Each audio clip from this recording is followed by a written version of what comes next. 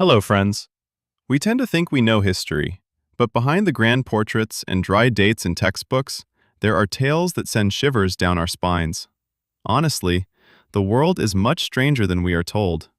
Today, you will learn how ordinary cats managed to stop a great army and topple an ancient empire, becoming a living shield in the hands of a cunning king. We will talk about a quiet hero of diving who, for 6 years, in complete darkness as black as pitch, carried a giant cathedral on his shoulders, saving it from sinking into the swamp. And finally, we'll hear about a ghostly voice from the past that broke through to us after 150 years, preserved only as a thin scratch on a layer of ordinary lamp soot. Before we start, please like and leave a comment. It really helps the channel grow. Now, let's get going. Story number 1. The campaign under the banner of meowing gods. Imagine the heat. 525 years before our era. The sand grinds between your teeth, and the air is so thick it feels like you could cut it with a sword. Egypt, a great power that has stood for thousands of years. The pyramids were already ancient back then.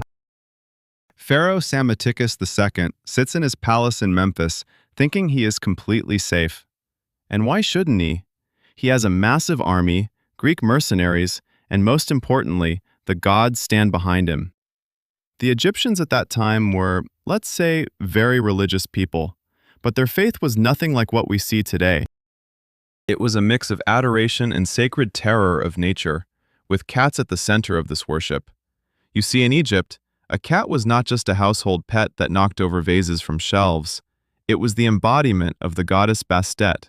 Killing a cat, even accidentally, could lead to a person being stoned to death on the spot. A crowd would tear them apart without a trial or investigation. And so, the Persian king Cambyses II approached the borders of this country.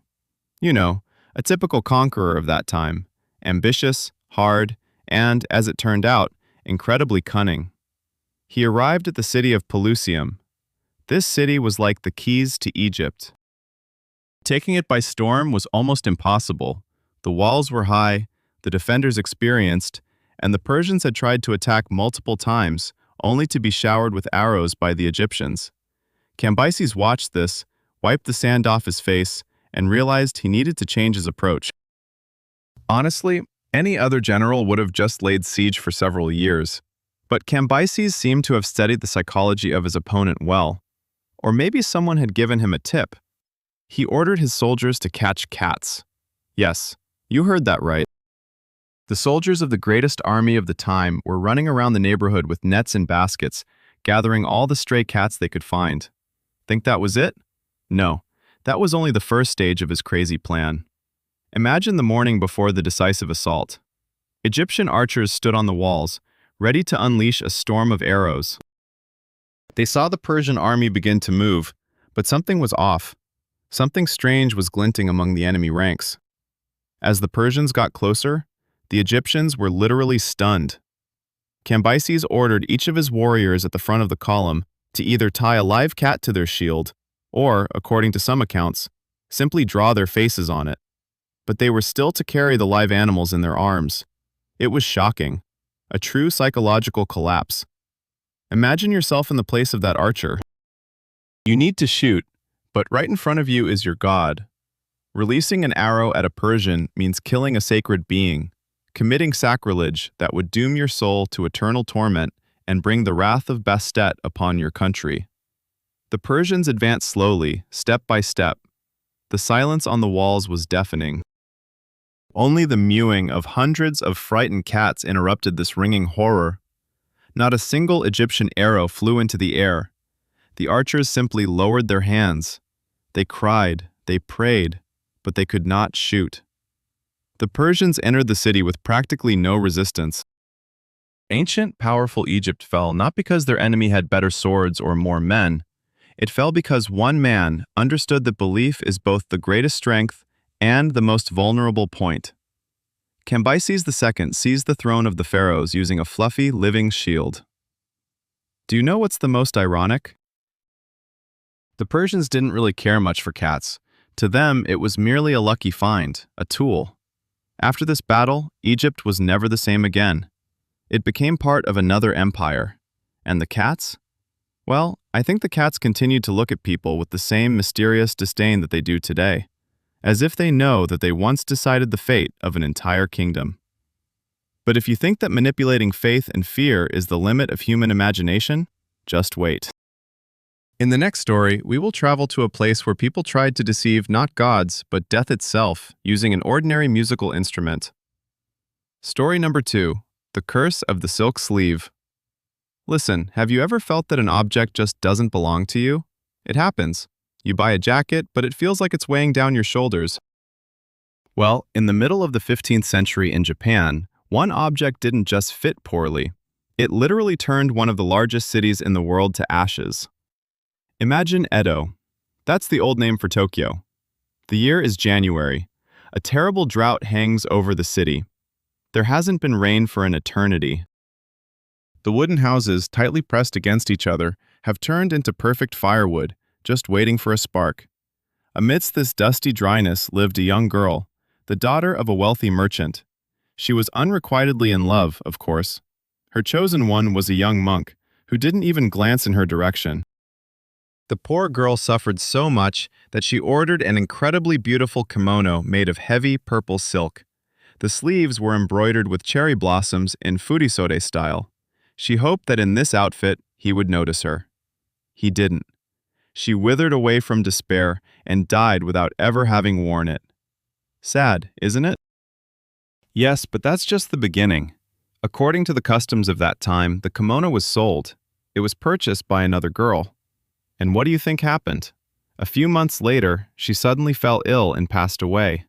The kimono was sold again, to a third owner, and once again, death followed, literally a week later. Imagine the horror of the people. Rumors spread through the narrow streets of Edo faster than rats. The people referred to it as the kimono killer.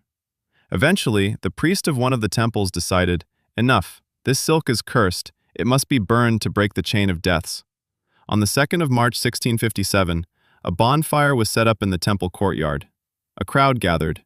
Everyone wanted to see the flames consume the sinister fabric. The priest threw the kimono into the fire. And it was at this moment that reality turned into a horror film. At the exact moment when the silk ignited, a sudden, frantic gust of northern wind swept in. It was so powerful that it lifted the burning kimono out of the fire and sent it soaring high into the sky. Picture this scene. An enormous, blazing, purple specter flying over the city, scattering sparks. The kimono fell onto the roof of the temple. The temple ignited like a match, and then hell broke loose. The wind spread the flames, jumping from one thatched roof to another. The fire ravaged the city for 3 days. 3 long days. People ran to the river, but the bridges collapsed under the weight of the crowd. More than 100,000 people perished. 60% of Edo turned into a black wasteland. Even the shogun's castle was burned down. All because of one unfortunate piece of silk that just wanted to be loved. You know, historians still debate whether it was a curse or just a catastrophic coincidence. But since then, this fire has been called the Furisode Fire, in honor of that long-sleeved kimono. By the way, if you think that after this the Japanese stopped believing in mysticism, you don't know them very well. They just became more cautious with gifts. But if the fire in this story was elemental and accidental, then in the next chapter we will talk about a man who decided to tame another element. And no, it's not electricity. It was the strangest way of traveling that Europe has ever seen. A man who literally decided to ride silence. Story number 3. An elephant on thin ice. You know, we are used to thinking that nature is something stable. Well, give or take. It's hot in summer, it snows in winter, and rivers just flow along. But imagine for a second that the main waterway of a massive city, the powerful, salty, willful Thames, suddenly fell silent, just stopped, turned to stone. To be honest, right now that sounds like nonsense, global warming and all that. But in the 15th century, London was a different story. The world was gripped by the Little Ice Age. The cold was so severe that birds froze mid-flight, and the Thames froze so deeply that the ice became more reliable than the English pound.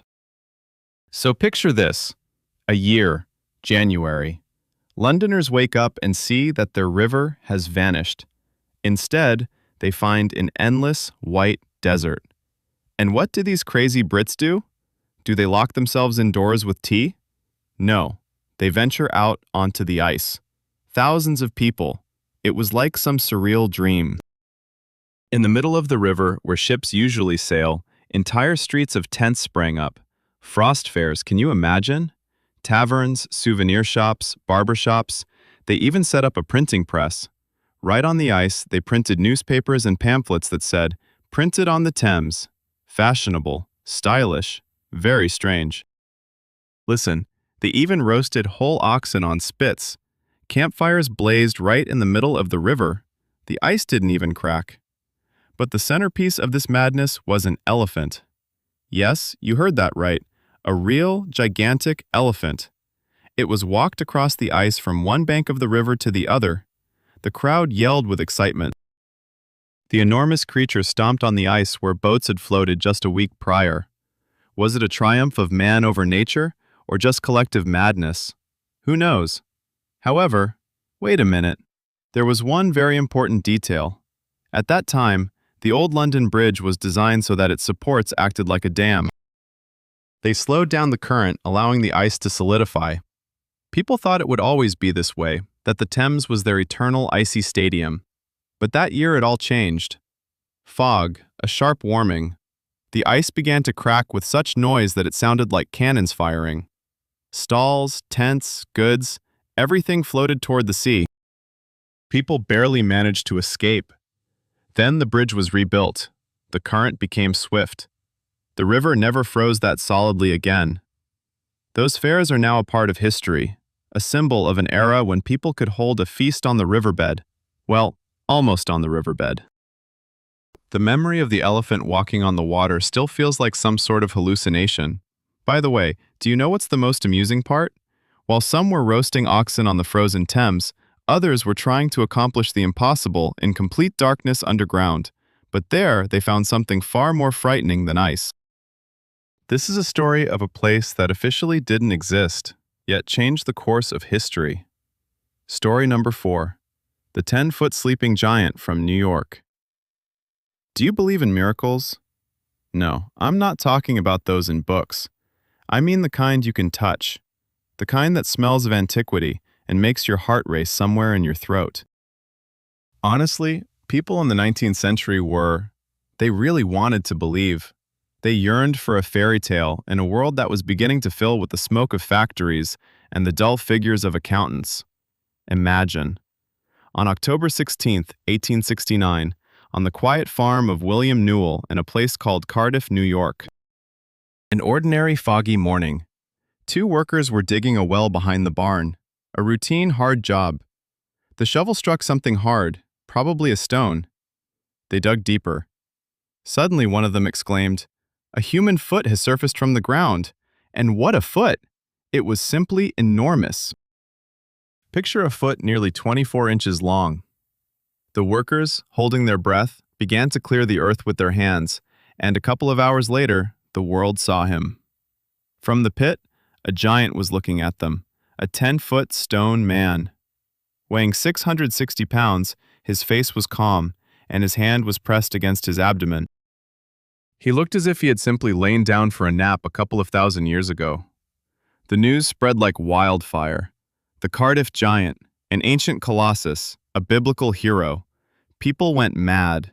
No, wait, it wasn't just madness, it was an epidemic. Farmer Newell quickly realized he no longer needed the well. But a tent over the pit?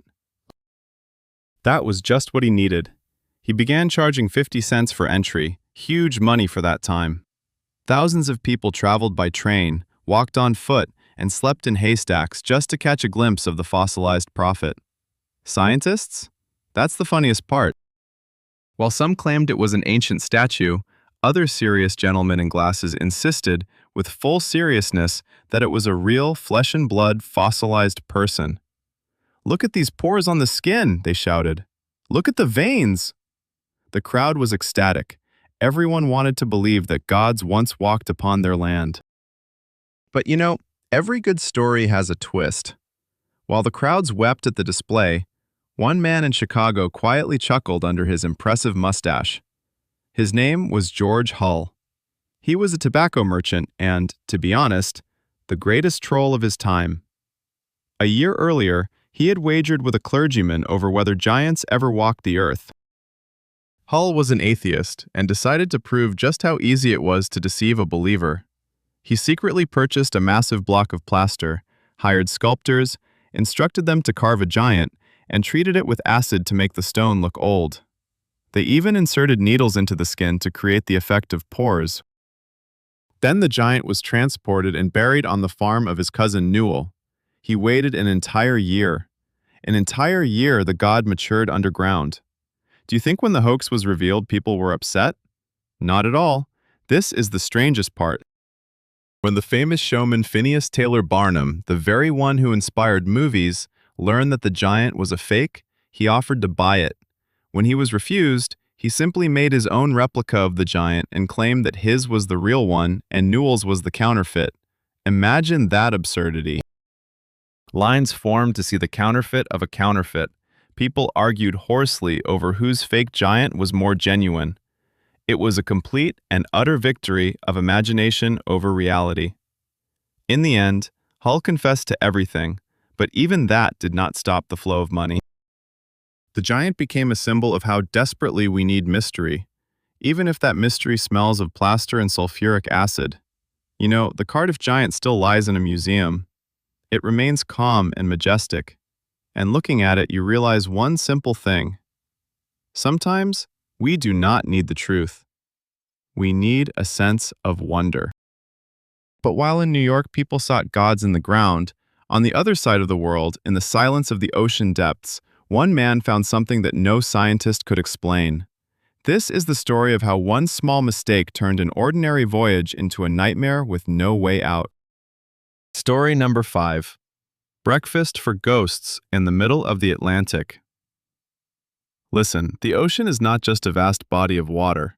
It is a giant black memory that sometimes presents us with such mysteries that it would be better if they remained at the bottom. Of course, you have heard of the Titanic, but the Titanic is a scripted tragedy.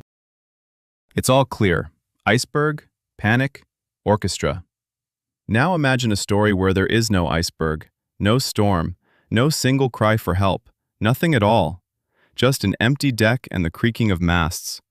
December 5, 1872. The Atlantic Ocean, about 400 miles from the Azores Islands. A British ship named Dei Gratia is slowly on its course. Captain David Marhouse squints at the horizon and sees a sailing ship. This was the Mary Celeste. It's strange, Marhouse knew this vessel. It set sail from New York a week earlier than he did, but the Mary Celeste moved in zigzags chaotically as if drunk.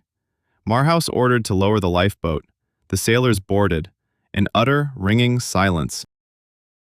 This is that moment in a movie when you want to yell to the characters, "Get out of there!" But this was not a movie. The sailors entered the dining salon, and that's when the goosebumps crept up their skin. On the table, breakfast was set out, bowls of porridge and cups of halfway drunk tea. On one of the plates lay a sliced, peeled orange. Next to it, the captain's almost smoldering pipe. Everything was in its place. In the captain's wife's cabin stood a sewing machine with an unfinished child's dress on it. You see, people weren't planning to leave. They just vanished. In an instant. No signs of a struggle, no blood. It wasn't like piracy. All the cargo, 1,701 barrels of industrial alcohol, was intact. The gold and jewels in the cabins were untouched. The lifeboat? Yes, the only lifeboat had disappeared. But why? The sea was calm. The ship was in perfect condition. There was very little water in the hold. A normal state for a wooden vessel. Imagine 10 people: Captain Benjamin Briggs, his wife, their 2-year-old daughter, and 7 experienced sailors. They were not the type to panic over trivial matters, yet they left everything behind. The captain left his saber on the wall. The sailors left their pipes and spare clothes. To be honest, there were so many theories it could make your head spin. An attack by a giant squid. Well, people believed in that back then. Hallucinations from contaminated flour is another possibility, but the most logical and at the same time eerie theory emerged later. Alcohol. One of the barrels could have leaked. Alcohol fumes in a sealed hold. That's a small bomb. Perhaps there was a puff. Not an explosion, but a sudden release of gas. The captain feared the ship would blow up in a second and ordered everyone to jump into the lifeboat immediately, without even grabbing their coats. They drifted away from the ship on a rope, waiting, and apparently the rope snapped or a sudden wind picked up. Imagine their faces. The lifeboat, overloaded with people, is rocking on the waves, while their reliable warm home, Mary Celeste, slowly, majestically disappears over the horizon under full sails, one-on-one with the abyss, without a chance. They were never found. Not a single piece of the lifeboat, not one body, nothing. Just that unfinished orange on the table, which became the symbol of the most mysterious disappearance in maritime history. By the way, when the devious actions brought the ship to Gibraltar, they were nearly accused of murder for insurance, but there was no evidence. The ghost ship simply returned its passengers to the ocean and fell silent forever. But if you think you can only disappear in open waters, you're mistaken. In the next chapter, we will transport ourselves to the very heart of civilized Europe, where a whole nation vanished right in the middle of a bustling city. And no, this is not a metaphor.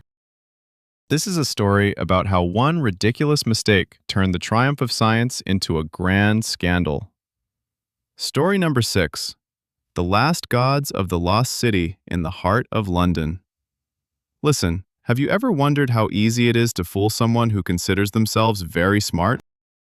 You know, that kind of professor in glasses who believes he knows everything about the world. Honestly, the Victorian era was a golden age for such manipulation. People were so eager to find something lost and exotic that common sense just flew out the window. Imagine London, 1853. The city is drowning in yellow fog and the smell of coal. Suddenly, news spreads across all the newspapers. They have arrived, the last representatives of the holy caste of the extinct peoples. Straight from the mythical lost city of Ishimaya in the jungles of Central America. They were named Maxima and Bartola. Picture two tiny individuals. They were so small that they were referred to as the children of the extinct peoples, although they were quite grown up. They had strange, unfamiliar facial features and thick black hair.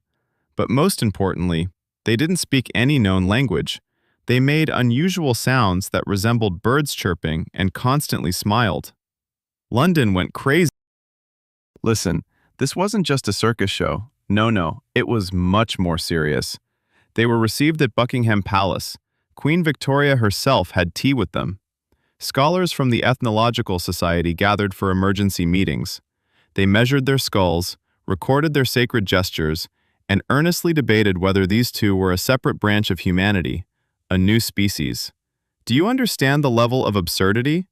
Anthropologist Richard Owen, the very man who coined the word dinosaur, studied them and built theories about an ancient degenerate race of priests. The public paid huge sums just to stand nearby. It was believed that touching these gods brought good luck. It was a scientific triumph. It seemed as if the history of the ancient world had come to life right in the middle of London's cobblestones. But how should I put it? Everything was just too perfect. Do you think this was the end of their glory? Wait, the truth did not surface right away. It turned out that all of this was orchestrated by one enterprising businessman named Roman Selva. He found these children in a remote village in El Salvador. They were a brother and sister suffering from a rare genetic disorder known as microcephaly. Their mother, a poor peasant, simply could not feed them and gave them to Ramon in exchange for a few promises and seemingly very little money. Ramon wasn't a scholar, he was a brilliant scriptwriter. He invented the lost city. He ordered ancient costumes and taught the children how to behave oddly. And the scholars? Oh, the scholars just saw what they desperately wanted to see. Their own biases played a cruel joke on them. the grand scientific triumph abruptly turned into a disgraceful scandal that was attempted to be swept under the rug for decades. Do you know what's the saddest part? No one ever returned Maxima and Bartola home. They continued to be exhibited as curiosities for many years. They even got married, well, rather they were forced to do so for the show, and lived a long life under the glow of stage lights, remaining the last representatives of the extinct peoples for those who still wanted to believe in a fairy tale.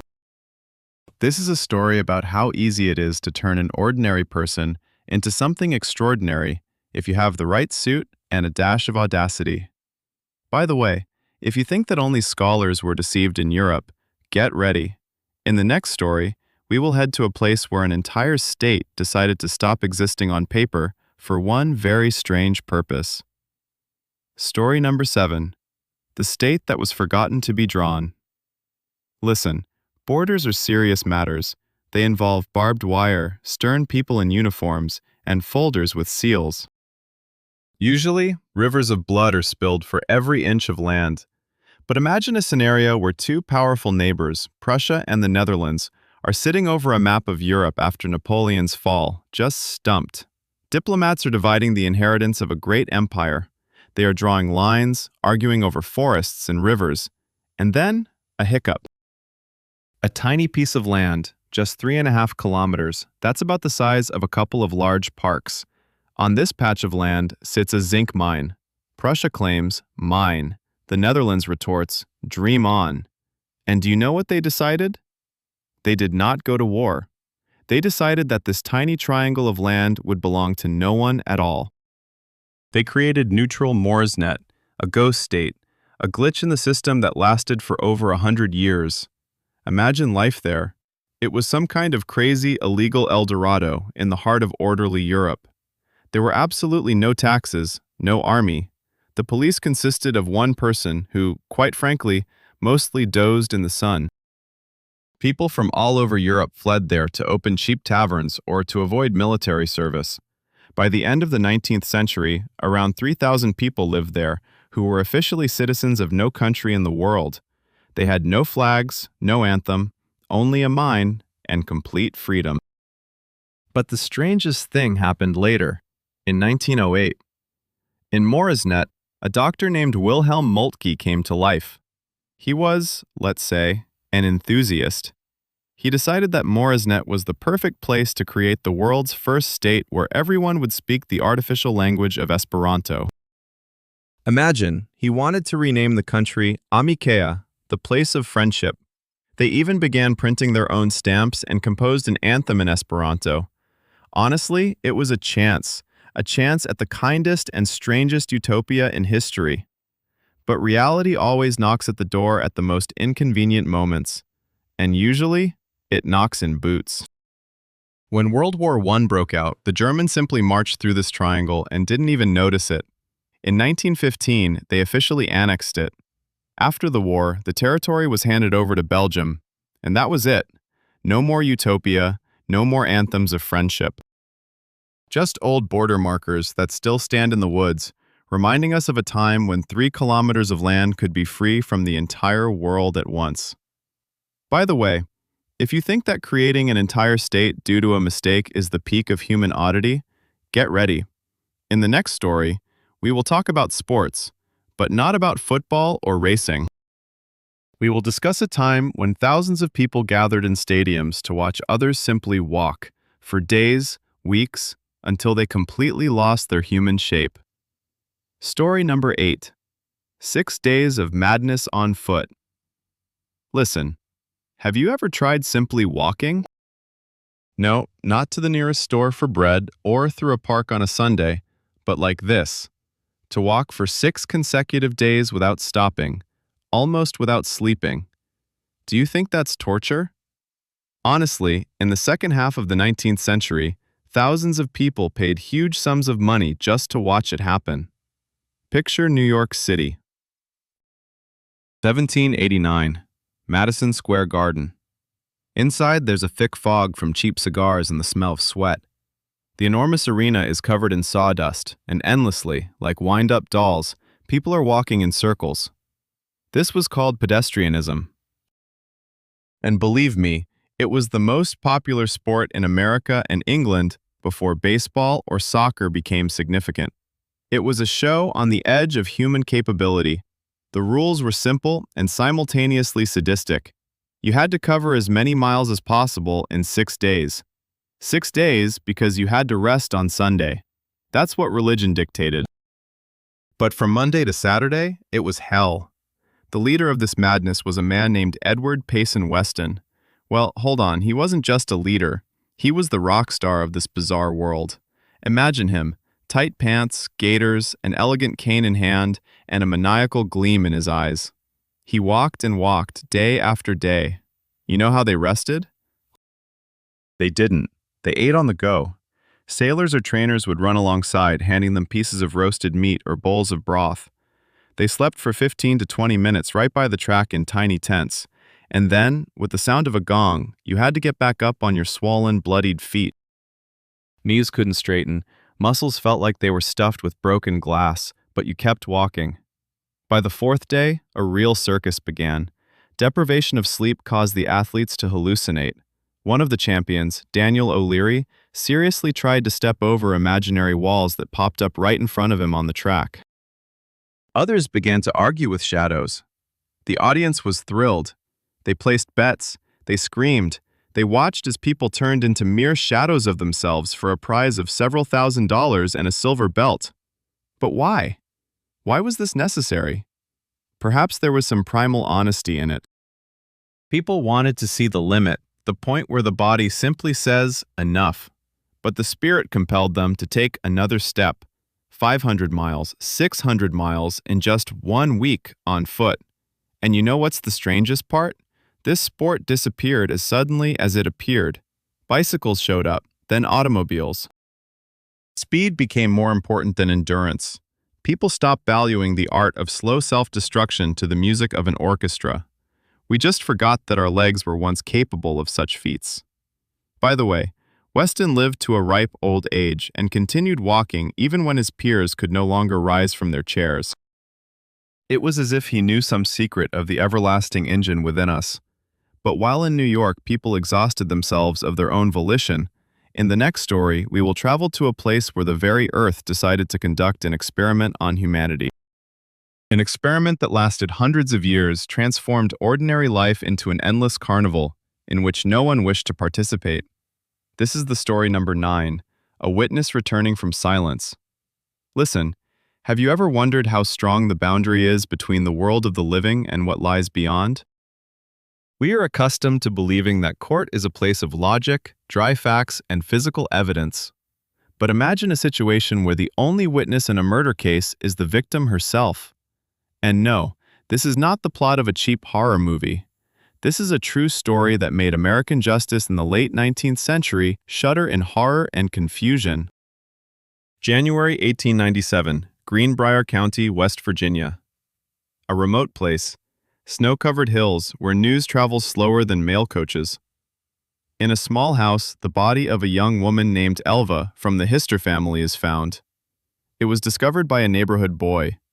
She was simply lying at the foot of the stairs, quiet, cold. The doctor arrived only 3 hours later. And this is where things get strange.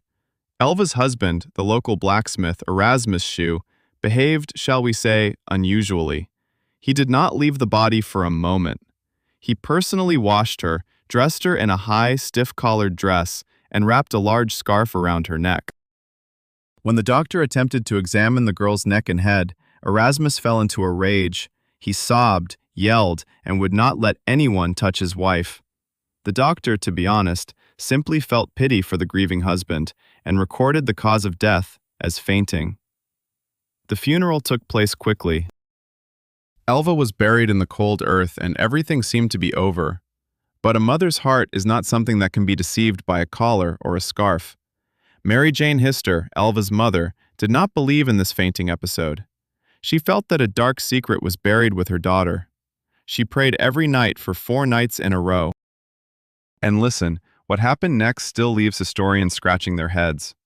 Mary Jane claimed that Elva came to her right in her room. The spirit of her daughter materialized from a cold glow. She was in that very dress. She told her mother that her husband, this kind blacksmith, in a fit of rage had broken her neck. To prove it, the ghost turned her head in a 360-degree motion. Imagine that scene. Silence in the room, the smell of candle soot, and a dead daughter twisting her head like a broken doll. Mary Jane went to the prosecutor. Do you think they laughed at her? Not at all.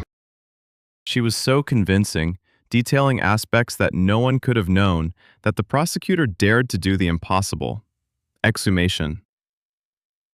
The body was taken out of the ground after a month. When the doctors unwound the scarf, a dead silence filled the room. Elva's neck was broken. The vertebrae were shattered, exactly as the mother had described. It was a shock, a true legal deadlock. The trial began in the summer of that year.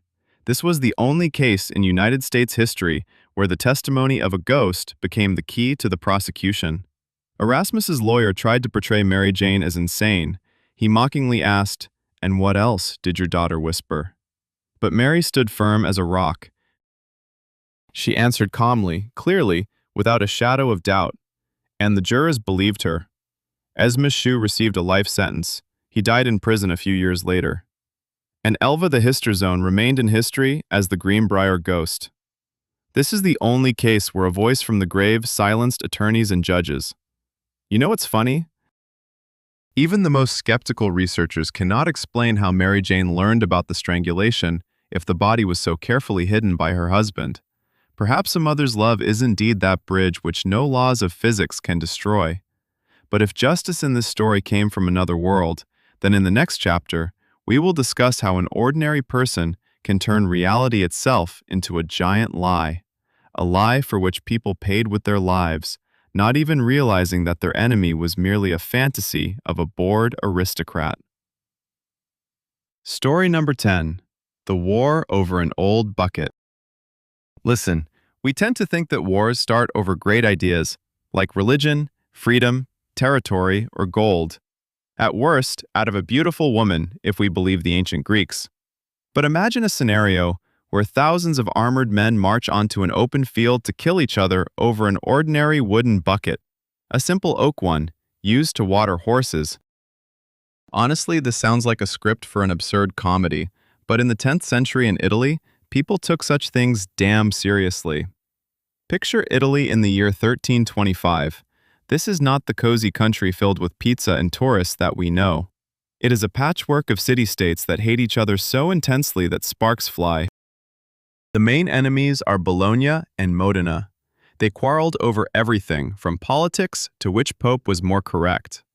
Now imagine, on a deafening night, several rowdy guys from Modena sneak into the heart of Bologna. Silence. Only the torches crackle. They aren't there to rob a bank or kidnap the governor. They approach the city well, untie an old weathered oak bucket, and simply take it with them. Why? Well, wait a minute.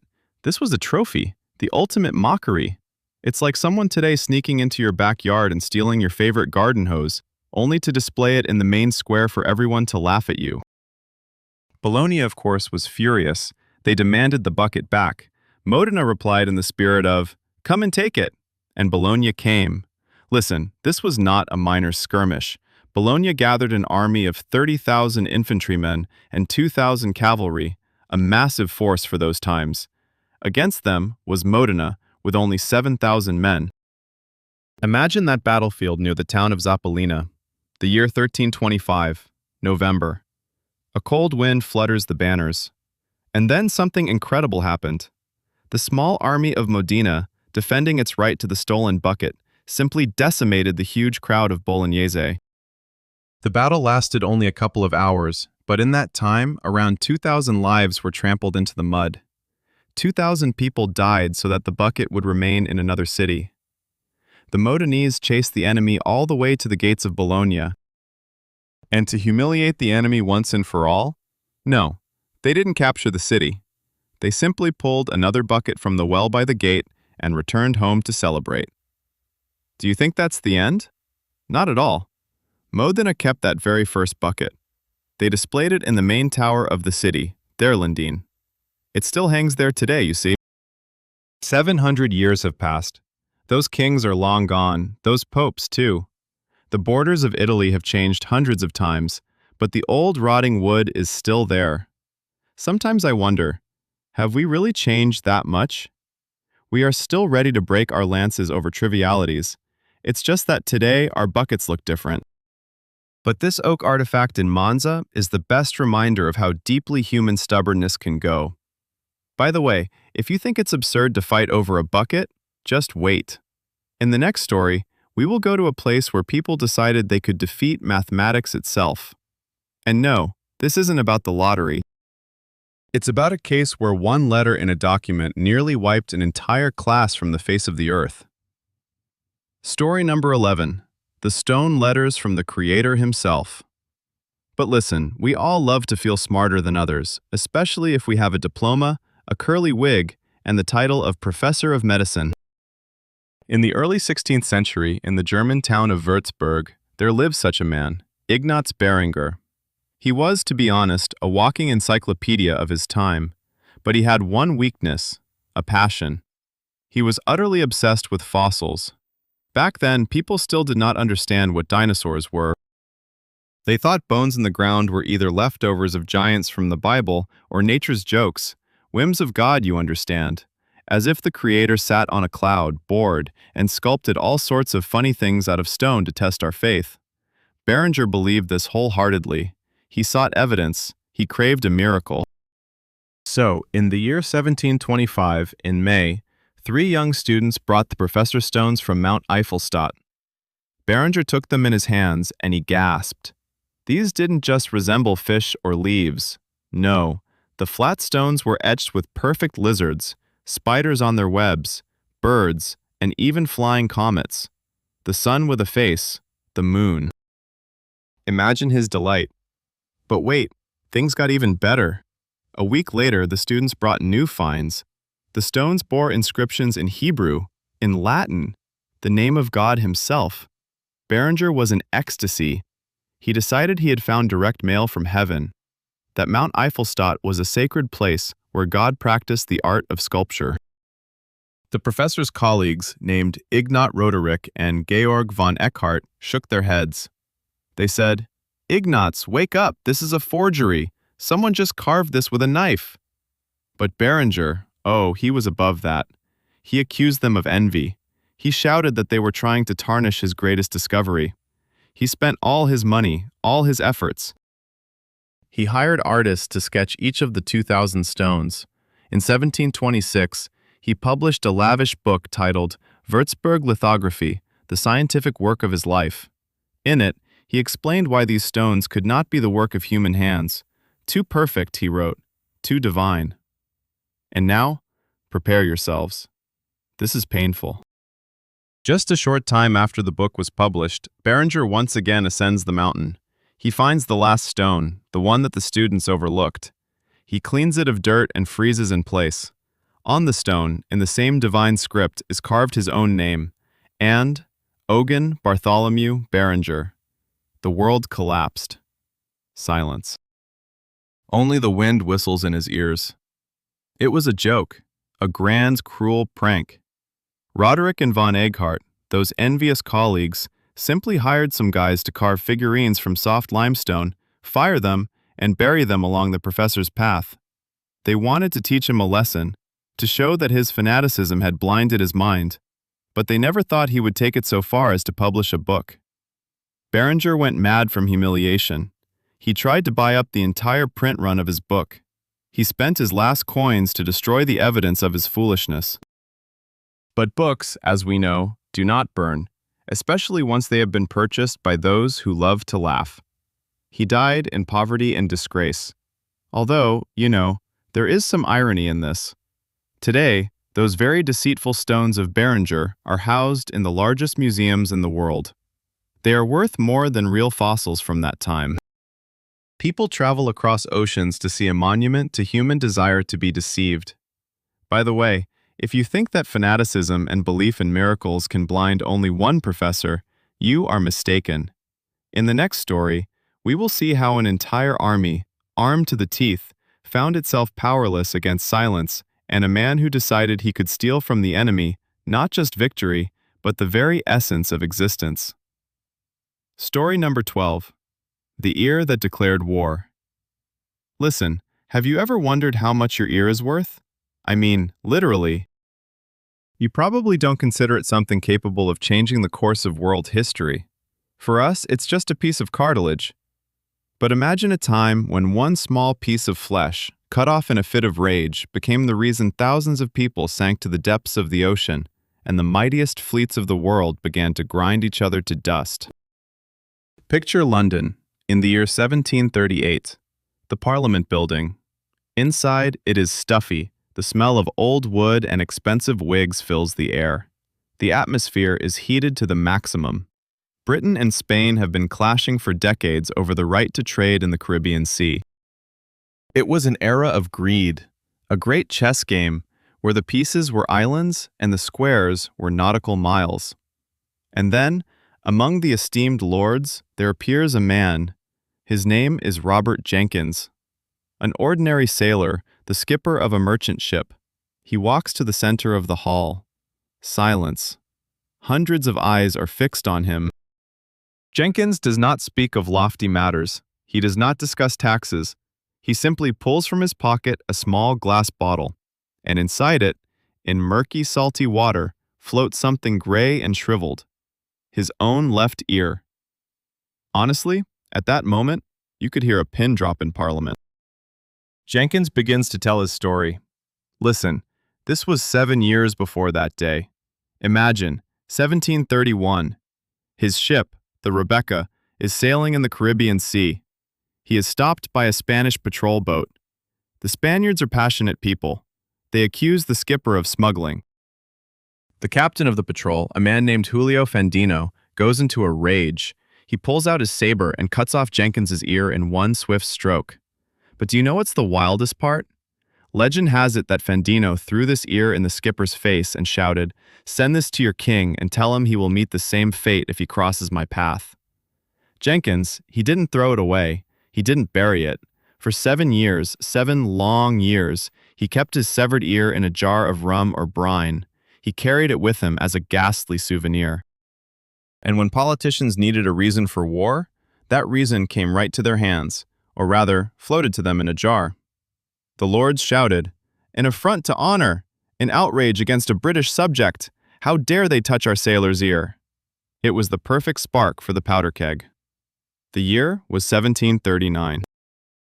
Great Britain officially declared war on Spain.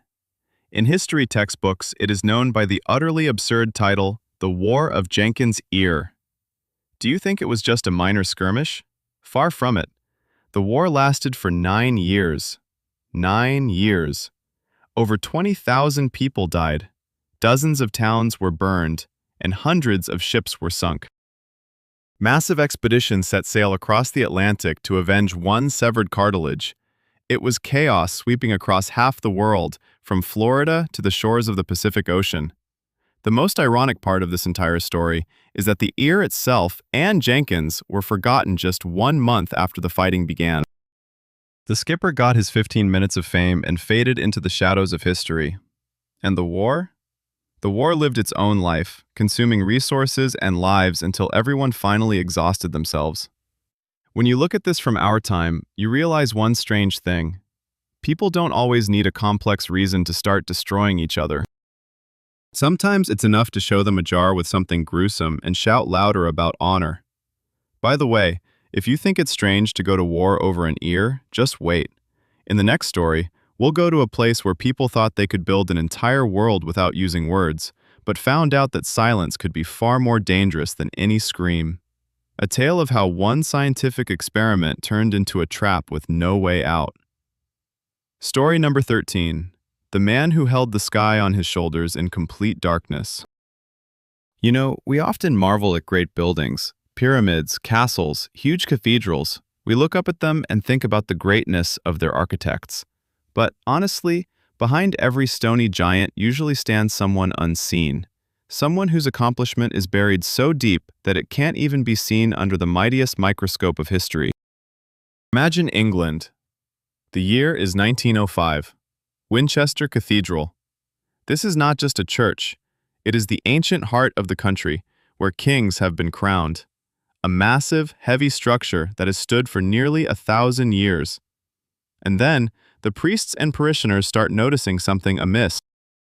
First, thin cracks on the walls, then the thunder of falling stones. A whole head could fit through the cracks in the cathedral's walls. A gigantic building began to slowly and inexorably tilt to the side. It had sunk. It turned out that the ancient builders had made a fatal mistake. They erected the cathedral on a swamp, on a layer of peat and sand that over the centuries had turned into a soupy mess. The engineers were horrified. If they began to dig under the foundation to reinforce it, water would just rush in, and the cathedral would collapse like a house of cards right onto the heads of the workers. A dead end, a death sentence for history. And this is where he enters the scene, William Walker, an ordinary quiet man with a bushy mustache.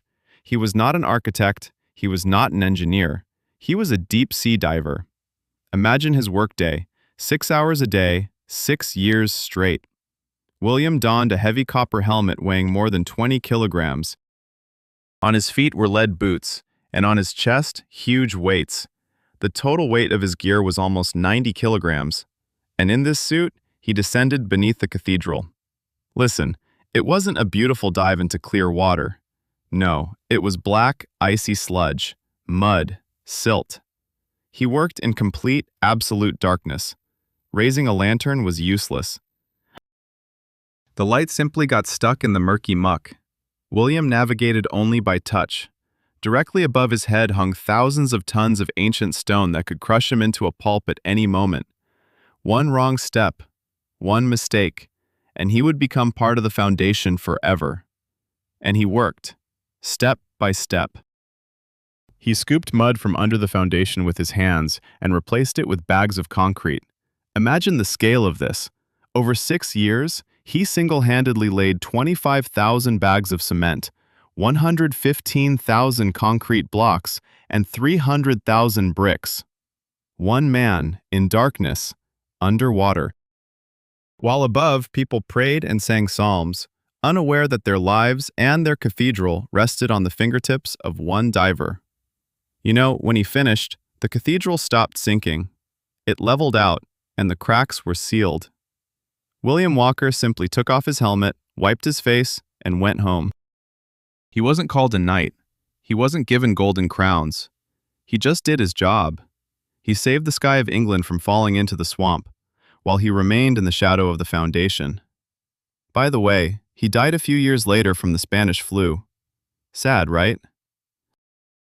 But every time you see photos of Winchester Cathedral, remember, this stone does not rest on the ground. It stands on the shoulders of a man who was not afraid of the darkness. But if William Walker fought against the icy water and mud to save a sanctuary, the hero of our next story faced something much stranger, a place where the very logic of space cracked. This is the story of a man who decided to outsmart not nature itself, but death itself, creating a house where it is impossible to find a way out. Story number 14. A cathedral made of trash, and a promise made to the sky. Listen, do you believe in deals? Not the ones signed in air-conditioned offices, but the ones made in delirium, when your lungs burn from tuberculosis, and you can already hear the footsteps of the Grim Reaper outside the window. To be honest, most of us would promise anything in such moments. But how many people, once they get out of bed, would decide to spend the next 60 years of their lives fulfilling that promise? Imagine Spain, 1961, the town of Mejarada del Campo. It's very close to Madrid, but it feels like the end of the world. A young novice named Justa Gallega Martinez lies in his cell. He is dying. He was expelled from the monastery because they feared infection. He is alone, he is weak.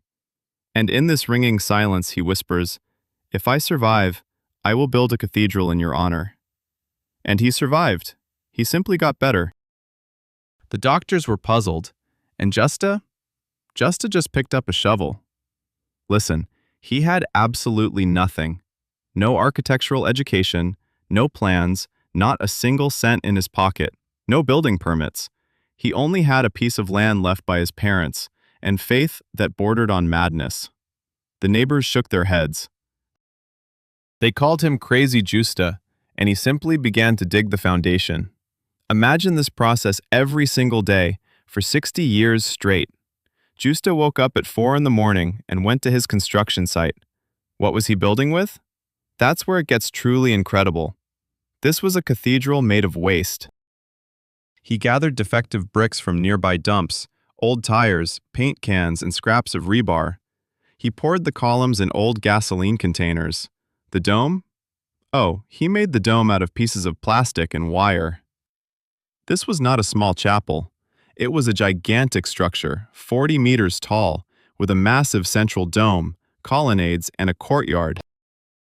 When you look at it, it seems like the work of a mad genius or a dream frozen in concrete. There isn't a single straight line, not a single boring angle. It's a labyrinth, a real forest of bricks and debris where you can wander for hours and never find the exit. Do you understand? A man who knew nothing of mathematics created a structure that stands for decades and doesn't collapse. You know what's most astonishing? Justa lived to 96 years old. He built his cathedral almost until his last breath. He never asked for money. He did not hire workers. Sometimes his nephews helped, but mostly it was the labor of one pair of hands, one will. When he was asked why he did this, he simply shrugged and said it was his duty. A deal is a deal. Although, wait, officially this cathedral was never recognized as a temple. For the authorities, it was an illegal construction. For architects, a dangerous object. But for millions of people around the world, it is a monument to what one person is capable of if he decides that death is just a reason to start something great. Justa died in 2021, leaving behind a mountain of bricks that reached to the sky. By the way, if you think building a cathedral alone is the limit of human obsession, then wait. In the next chapter, we will go to a place where people attempted not to create something eternal, but rather to erase all memory of their very existence. The story of a people who decided to outsmart time, hiding where no one was supposed to find them. Story number 15. The People of the Twilight Color from a Forgotten Hollow. Listen, have you ever thought about how powerful isolation can change human nature itself? We are used to thinking of the world as a huge melting pot where everything is mixed together. But imagine a place where time has stood still, and the mountains have risen as walls so high that not even the winds of change could pass through. Picture a setting in eastern Kentucky in the year 1820, a locality called Troublesome Creek. The name says it all, a creek of troubles. It was a wilderness, a genuine, impenetrable thicket where one would have to walk a whole day on animal trails to reach the nearest neighbor. And into this place comes a young man named Martin Fugate, an orphan from France. He sought simply silence and a bit of land. He married a local girl named Elizabeth Smith, an ordinary, pale, redhead American woman. They began to have children, and it was then that whispers began to spread around the area. Frankly, people in those times were superstitious, but what they saw in the Fugate home was beyond comprehension. 7 children, and 4 of them were blue. No, wait, I don't mean sad or cold. Their skin was the color of indigo, the color of a stormy sky or ripe plums. Imagine children running across the green hills of Kentucky, their faces and hands glowing with an unnatural, otherworldly blue light. What would you have done? Perhaps you would have rushed to a doctor. But the Fugates did not run anywhere. They simply went deeper into the woods. The mountains can keep secrets. The family began to grow, but due to their isolation, they had to marry, let's say, very close relatives. Cousins married cousins. The blue gene, which in the outside world would have faded away in a generation, became a law of life here, in the shadow of the mountains, for an entire century. Imagine, 100 years in the woods of Kentucky, a whole dynasty of blue people lived. They were not sick. They were strong, working in sawmills and hunting, but they were outcasts. Only the locals knew about them. They were accustomed and simply referred to them as the Blue Fugates. Children at schools, when they managed to reach them, teased them, while adults avoided their homes, crossing themselves. The truth came to light only in the early 60s of the 20th century. 1960. A young hematologist named Madison Cawein heard the legend of the Blue People and thought it was just a tale. But he went to the mountains, and he found them. Listen, he described his first encounter like this. They just stepped out of the forest, Patrick and Rachel. They were blue to the tips of their nails, but when they smiled, their teeth were dazzlingly white against that twilight hue. It was a shock for science. It turned out that it was all due to a rare genetic condition called methemoglobinemia. They lacked a certain enzyme in their blood, which caused the blood in their veins to be not red, but a chocolate brown color. And through their thin skin, it showed blue. Just a simple error in the code of life, no magic involved. Cawein found a cure, and you know what's the most ironic part? To normalize their skin, he gave them a drink of methylene blue dye. Within minutes of taking that blue drink, the blueness began to fade from their faces. They transformed right before his eyes. For the first time in 150 years, the Fugates saw in the mirror people who did not stand out from the crowd. Today, there are no blue fugitives left. The gene dissolved when roads were built into the mountains, and people began to leave their hiding places. Only faded photographs and legends remain about how long a secret can last if it is hidden behind tall trees and human fear of the unfamiliar. But while in this story, people tried to conceal their essence in the forests, in the next chapter, we will talk about a man who decided to hide the very history itself.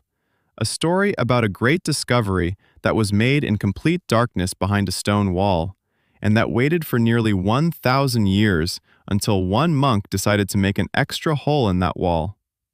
Story number 16. A prison from memory in the heart of the desert. Listen, have you ever wondered what is right behind you when you are engaged in the most ordinary household chores?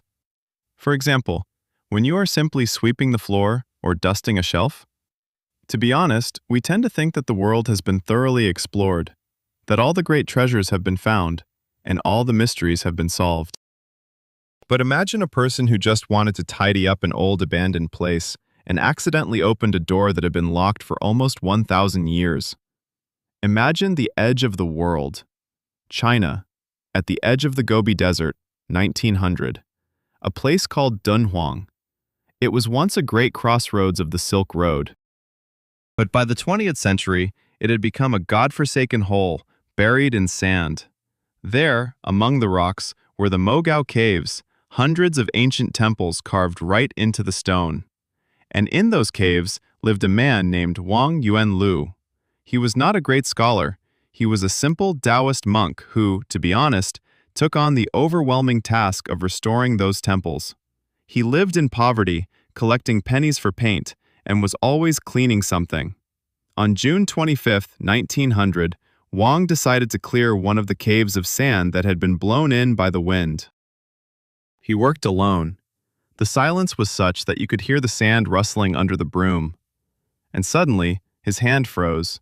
He noticed a strange crack in the wall, covered with old paintings. You know how it is.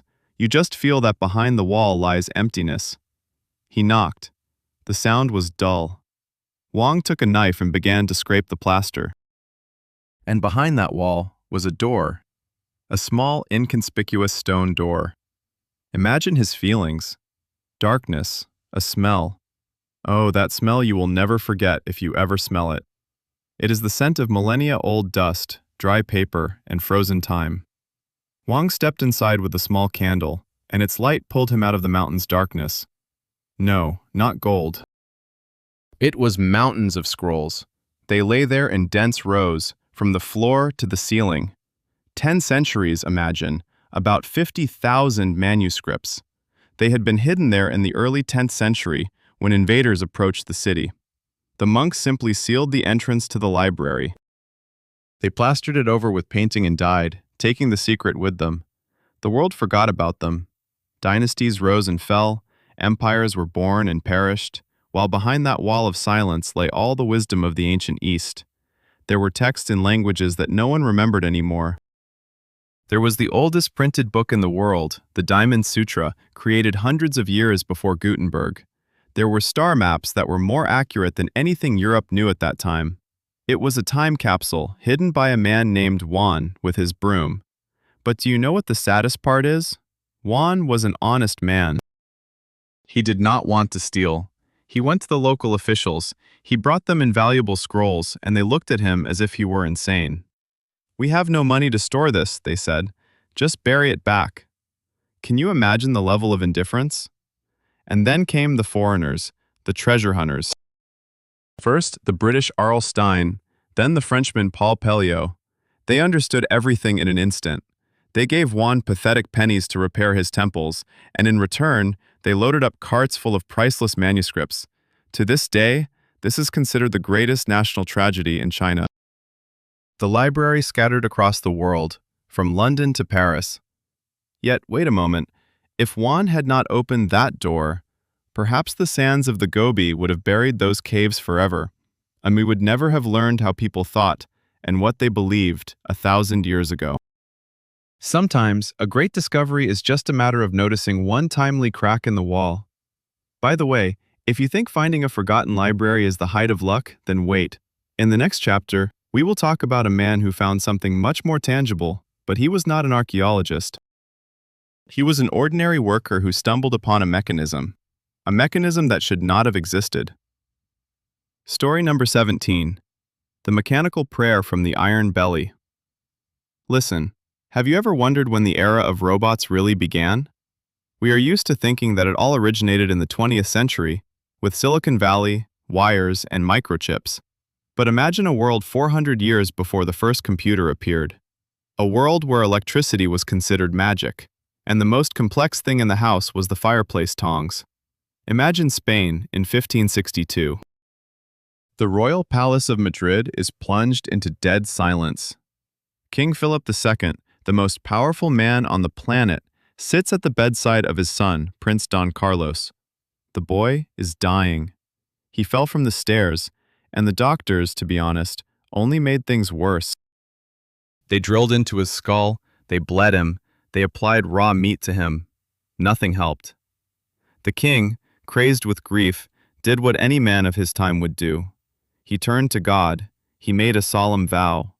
If his son survives, Philip would perform a miracle in return. And then, listen, the boy recovers, completely inexplicably. And this is where the strangest part begins. Philip does not just build a temple. He summons a man named Juanello Turiano. He was an engineer, a clockmaker, the Leonardo da Vinci of his time. The king orders him to build a gratitude, but not from stone, but from iron, wood, and fear. Juanello created a mechanical monk. Imagine a figure about 40 centimeters tall. It is dressed in a real robe of the Franciscan order. But beneath the fabric lies a true nightmare for a man of that time. A complex system of iron gears, levers, and springs. Year 1660. A man creates a programmed being. Listen, this was not just a wind-up doll.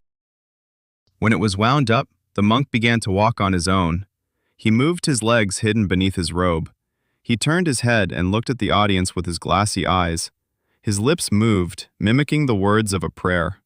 With one hand, he brought a crucifix to his lips, and with the other, methodically, in a chilling rhythm, he struck his chest.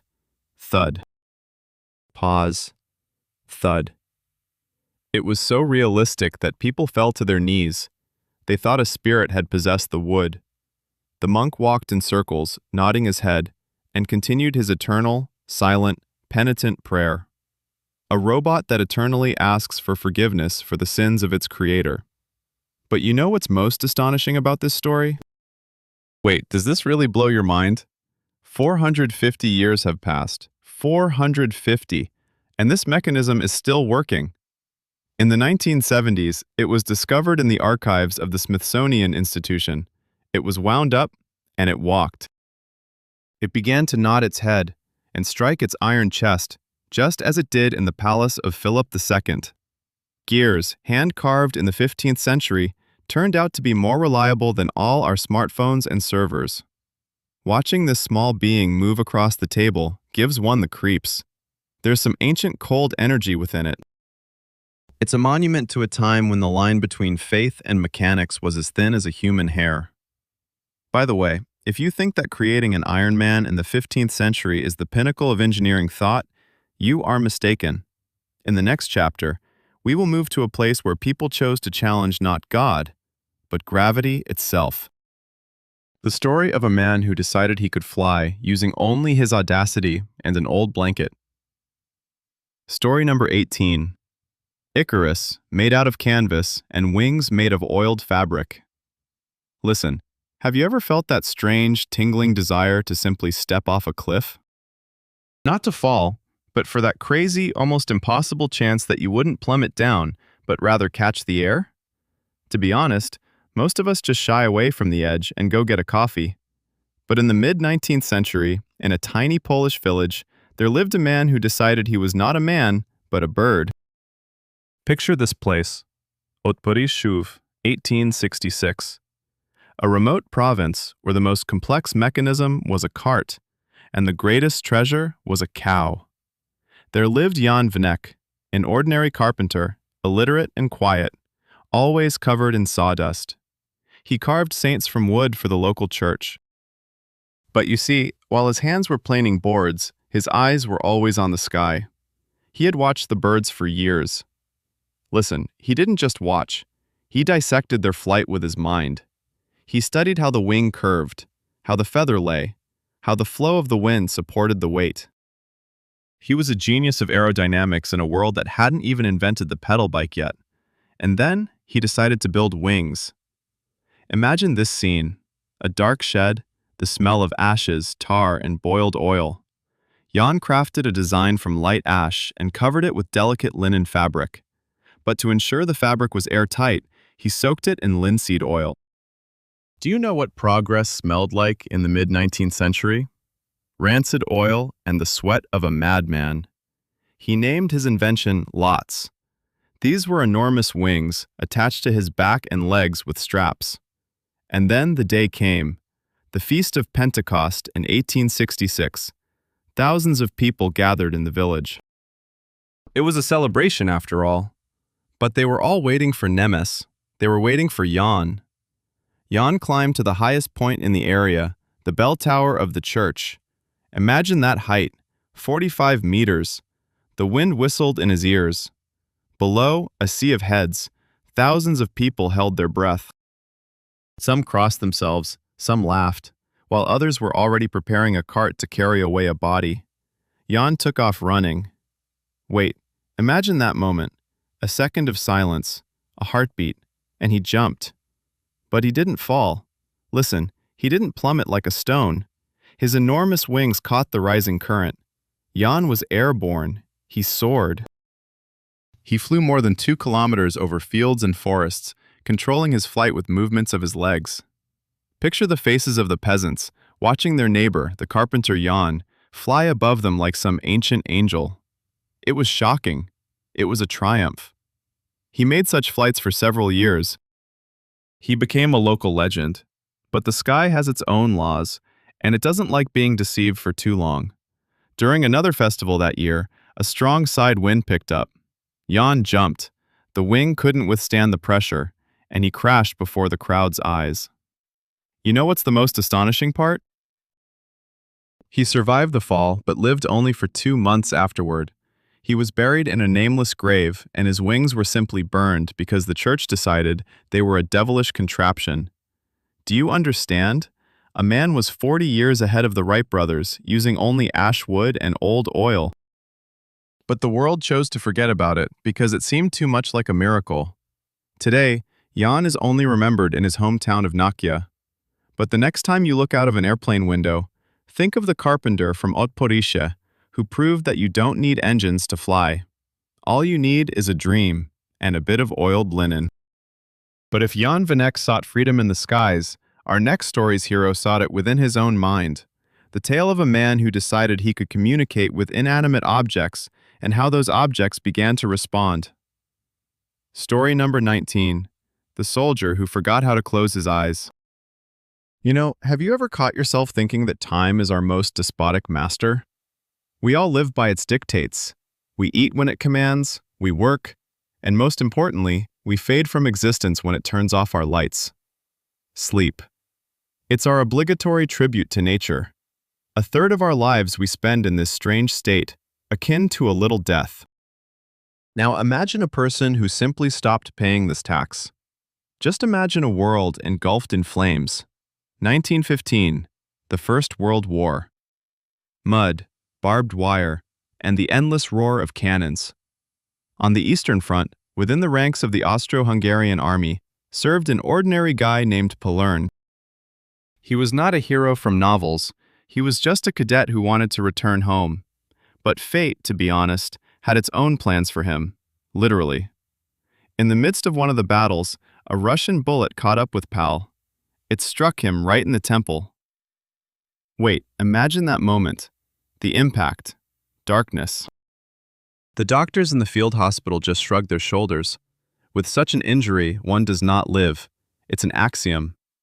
But Pal opened his eyes. He survived. The bullet destroyed part of his frontal lobe, but left him able to breathe.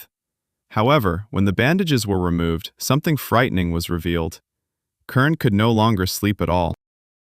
Listen, this wasn't just the typical insomnia where you toss and turn side to side counting sheep. No, his eyelids simply wouldn't close. His brain stopped sending signals for rest. The doctors were shocked. They gave him sleeping pills that would put an elephant to sleep. They poured liters of tranquilizers into him. They even tried to hypnotize him. And you know what? Pal just sat on the bed and stared at them with his eternally open eyes. He was alert, fully conscious, and he didn't feel any fatigue. Do you think he went crazy? Not at all. Pal Kern lived for 40 more years after that injury. 40 years without a single second of sleep. Imagine his life. When the sun set and the whole world fell into silence, nothing changed for Pal. He read books, he wrote letters, he walked the night streets of Budapest. His life became 3 times longer than any of ours. While we were dying in our beds, he continued to exist. He called it his eternal day. Of course, it wasn't a gift from fate. He began to suffer from horrendous headaches. His eyes ached from constant light. To give them some form of rest, he wore dark glasses and simply sat in a chair, staring into emptiness. But his mind never turned off. Imagine that weight, decades of a continuous flow of thoughts. No dreams, no oblivion, just reality. Cold, endless reality. Scientists from all over the world gathered to study this phenomenon. They could not find an explanation, but Pal just lived. He worked in social welfare, went to theaters, socialized with friends. He died in 1955. And, to be honest, I think that at that moment he finally felt what he had been waiting for 40 years. Relief. This is a story about how one small lead bullet can break the greatest mechanism of nature. Pal Kern became a man who conquered biology, but lost peace. By the way, if you think that losing the ability to sleep is the limit of human mind's oddities, just wait. In the next chapter, we will talk about how a single object, found in the dust of centuries, made people believe that our ancestors knew much more about the cosmos than we dare to assume. A story about a letter that came from nowhere and changed everything. Story number 20. The Shadow of the Pilgrim in the Pink City. Listen, have you ever wondered how to hide an entire city? Not just a house or a street, but a gigantic metropolis with temples, palaces, and amphitheaters that can hold thousands. Moreover, he hid it not in the dense jungles of the Amazon, but practically right under everyone's noses, in a desert that caravans had traversed for centuries. Imagine a place that had been regarded for 600 years as nothing more than a fairy tale, a legend whispered among Bedouins by the campfire, a tale that no civilized person believed. To be honest, the world at the beginning of the 19th century was filled with such blank spots. The year was 1812, Jordan. The heat was so intense that the stones appeared to be glowing coals. A man trudged along a dusty road. His name was Ibrahim ibn Abdullah. He wore a worn-out robe and a turban. He had a thick black beard. He spoke perfect Arabic, knew all the nuances of the Quran, and behaved like a pious Muslim scholar. But wait, it was all not as it seemed. Beneath the guise of Ibrahim hid a Swiss man and adventurer named Ludwig Burckhardt, 28 years old, a scholar, an adventurer, and, to be honest, a man with nerves of steel. He spent several years in Syria mastering the language so well that he wouldn't be recognized. Why was he searching for Petra, the very rose-red city that was rumored to have been carved directly into the cliffs and had vanished from maps during the times of the Crusaders? Imagine the level of risk involved. If the Bedouins suspected that a European infidel was in their midst searching for ancient treasures, he would have been killed on the spot without hesitation and without a word. But Johann was clever. He spread a rumor that he had come to bring a ceremonial feast of a goat to sacrifice at the grave of the prophet Aaron. And according to legend, this grave was located exactly where the ruins were hidden. Listen, this was a game on the edge of life and death. He hired a guide. They traveled through narrow canyons where the walls pressed in so tightly that the sky became a thin blue thread. And suddenly, the canyon opened, a narrow fissure over a kilometer long. Silence. Only the sound of hooves echoed softly. And at the very end of this dark corridor, just in the narrow gap, Johann saw it. Al-Khazne, the treasury. A massive facade carved right into the pink rock. Imagine that sight. Sunlight cascades onto the coral stone, and it begins to glow as if from within. Columns, statues of gods, the finest carvings, and all of this in the midst of a dead desert. And Dagon almost betrayed himself. He gasped. His hand reached for his notebook to sketch, but the guide was watching him, suspiciously, coldly. "You're looking for gold, not a grave," he grumbled, and Dagon quickly regained his composure. He didn't even stop. He simply walked past the greatest architectural wonder, glancing at it only briefly. Can you imagine the willpower it took to not scream in delight when a lost world unfolds before you? He sacrificed his goat, offered a prayer, and left. He left to return to Cairo and tell the world, Petra is not a myth. It exists. It is real. You know what is the most ironic part? Johann never saw Petra in all its splendor. He died 5 years later from dysentery, never having published his detailed journals. But he managed to ignite a spark. Since then, explorers, artists, and later millions of tourists have flocked to the rose-red city. This is a story about how the world's greatest secrets are often hidden behind a thin veil of our distrust. And sometimes, it takes one person willing to wear someone else's clothes and risk their life to tear that veil apart. By the way, if you think finding a lost city in the rocks is a miracle, prepare yourself. In the next chapter, we will talk about a place where people tried to build not a city, but a perfect society. A society where there is no money, no private property, and, most importantly, no room for human weakness. This is the story of how the dream of paradise on earth turned into the strangest and most frightening experiment in the history of America. Story number 21. Paradise on Earth locked behind a fence. Listen, have you ever wondered how far a person might go in search of absolute happiness? Not the kind of happiness that we buy in installments, but true heavenly bliss, right here on our sinful earth. Honestly, the mid-19th century in America was a time when people were going crazy for utopias. Everyone wanted to build their little Eden. But what happened in the state of New York makes even the most liberal among us nervously adjust their collars. Imagine the year 1848, a time of change. Coaches roll along the roads, and people argue about freedom and God. And then a man named John Humphrey Noyes appears. He had an idea. No, wait, it wasn't just an idea. It was an obsession. He believed that the Second Coming had already occurred in the year 70 of our era, which meant we all live in a world where sin does not exist. And if there is no sin, then we no longer need any rules. He founded the Oneida community. At first, it seemed like a fairy tale. 300 people, a huge, luxurious mansion that they called the communal house, silence, perfect order, a library, musical evenings.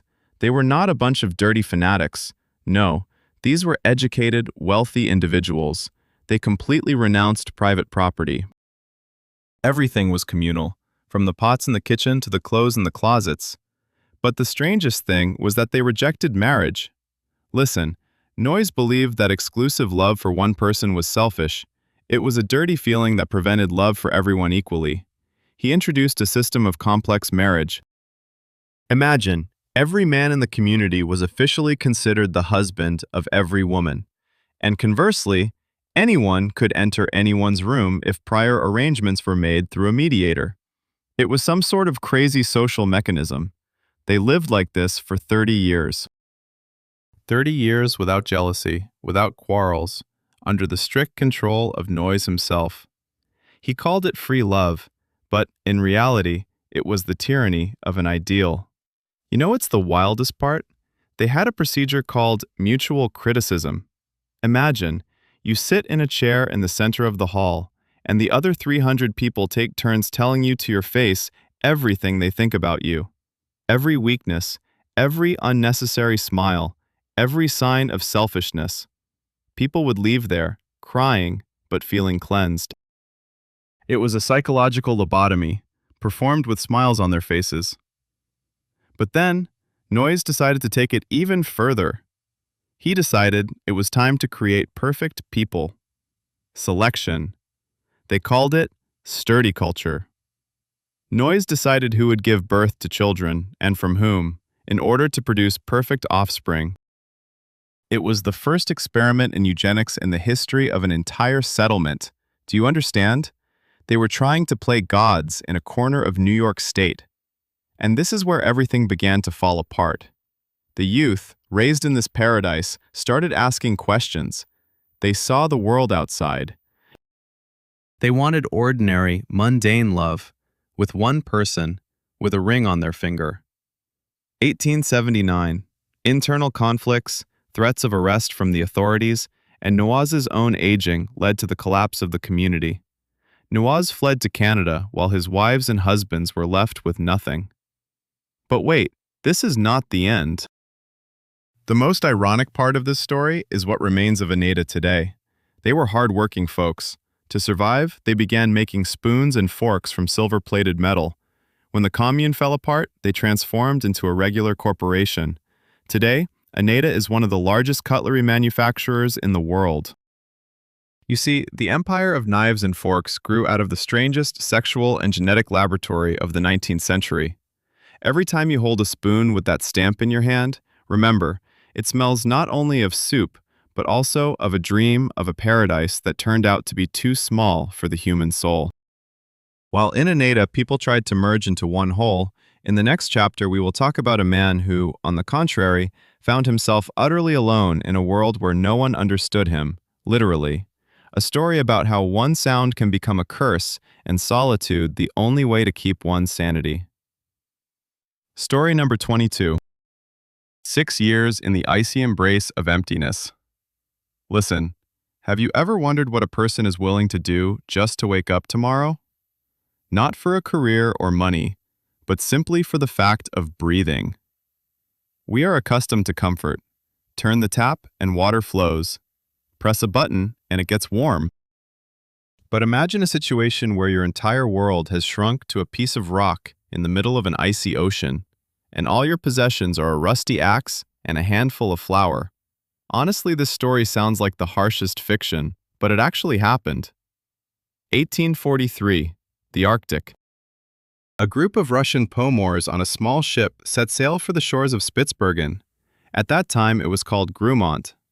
They wanted to hunt walruses, but the north is a treacherous thing. The ship was trapped by ice near the uninhabited Edge Island. 4 sailors, Alexei Inkov, his son Krisanov, Stepan Sharapov, and Fyodor Verygin, decided to take a risk. They took with them a gun, 12 bullets, an axe, a knife, a kettle, and 20 pounds of flour. They landed on the ice and went toward the shore, hoping to find a cabin they had heard about from the elders. They found an old, half-ruined log structure. They decided to spend the night there and return to the ship in the morning for the rest of the supplies. But in the morning, imagine their faces. In the morning, the ship was completely gone. A storm had risen overnight. The ice had cracked, and the ship was either crushed or carried away into the open sea. Silence. Only the wind whistles between the stones. 4 men stand on the shore in what they were wearing, without food, without warm clothing, with 12 bullets for the rest of their lives. What would you do? Perhaps you would simply sit on the stones and wait for the end. But these men were made of different stuff. They began to build their own civilization on this patch of permafrost. When the 12 bullets ran out, they used them to hunt 12 reindeer. They had to become inventors. Listen, this is incredible. They found a discarded fin on the shore, pieces of wood with rusty nails. From those nails, using stones instead of hammers, they forged tips for spears and arrows. They made bows from the tendons of the animals they hunted, and branches. They began hunting polar bears. Imagine the struggle between man and a massive predator, when all you have in your hands is a homemade spear. Over time, they killed 10 polar bears.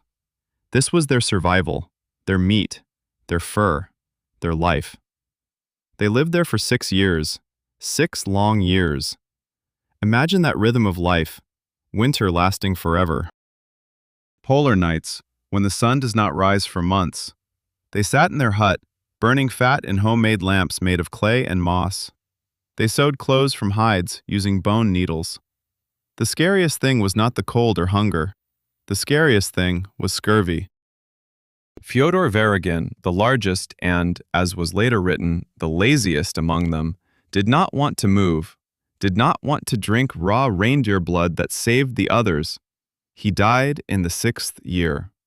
The 3 remaining buried him in the frozen ground, wondering who would be next. But fate is a capricious lady. On the 15th of August, 1749, a merchant ship accidentally approached the island. The sailors saw people on the shore in strange fur clothing, waving their arms and shouting. When they were brought on board, the crew could not believe that these savages were their fellow countrymen, who had been considered dead for more than 6 years. Do you know what is most astonishing? When they returned to Arkhangelsk, Alexei Inkov went straight to church. He did not rush for money or fame. He simply wanted to thank the heavens for not forgetting them in that icy wilderness. This story is the best testament to human stubbornness. We can survive anywhere if we have at least a drop of hope and an old rusty nail. By the way, if you think that surviving 6 years on a deserted island in the Arctic is the limit of resilience, then wait. In the next chapter, we will talk about a man who also found himself in complete isolation, but not among the ice, rather in the very heart of a huge city. The story of how one can see everyone, hear everyone, and yet remain invisible to the entire world for decades. Story number 23. The architect of emptiness beneath the noisy pavements. Listen, have you ever wondered what is happening right beneath your feet? Well, you walk along the sidewalk, hurrying to work, cursing the noise of cars. You're sure the earth beneath you is a monolith, a fortress? But imagine that in the very center of bustling London, beneath an ordinary brick house, one person has been gnawing at reality itself, literally, for decades. To be honest, this story makes you look at quiet neighbors in a whole new light. 1960, Hackney, where everyone knows everyone, or at least pretends to. There lived William Little, an ordinary retiree, a former engineer, an electrician, a quiet, polite man with a slight bald patch. One day he decided to dig a wine cellar.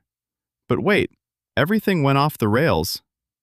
William took a shovel, then a pickaxe, then a homemade lift, and he just couldn't stop. Imagine this rhythm of life. 40 years. 40 long years. Every morning he would descend into a hole in the floor of his kitchen and start digging into the London clay.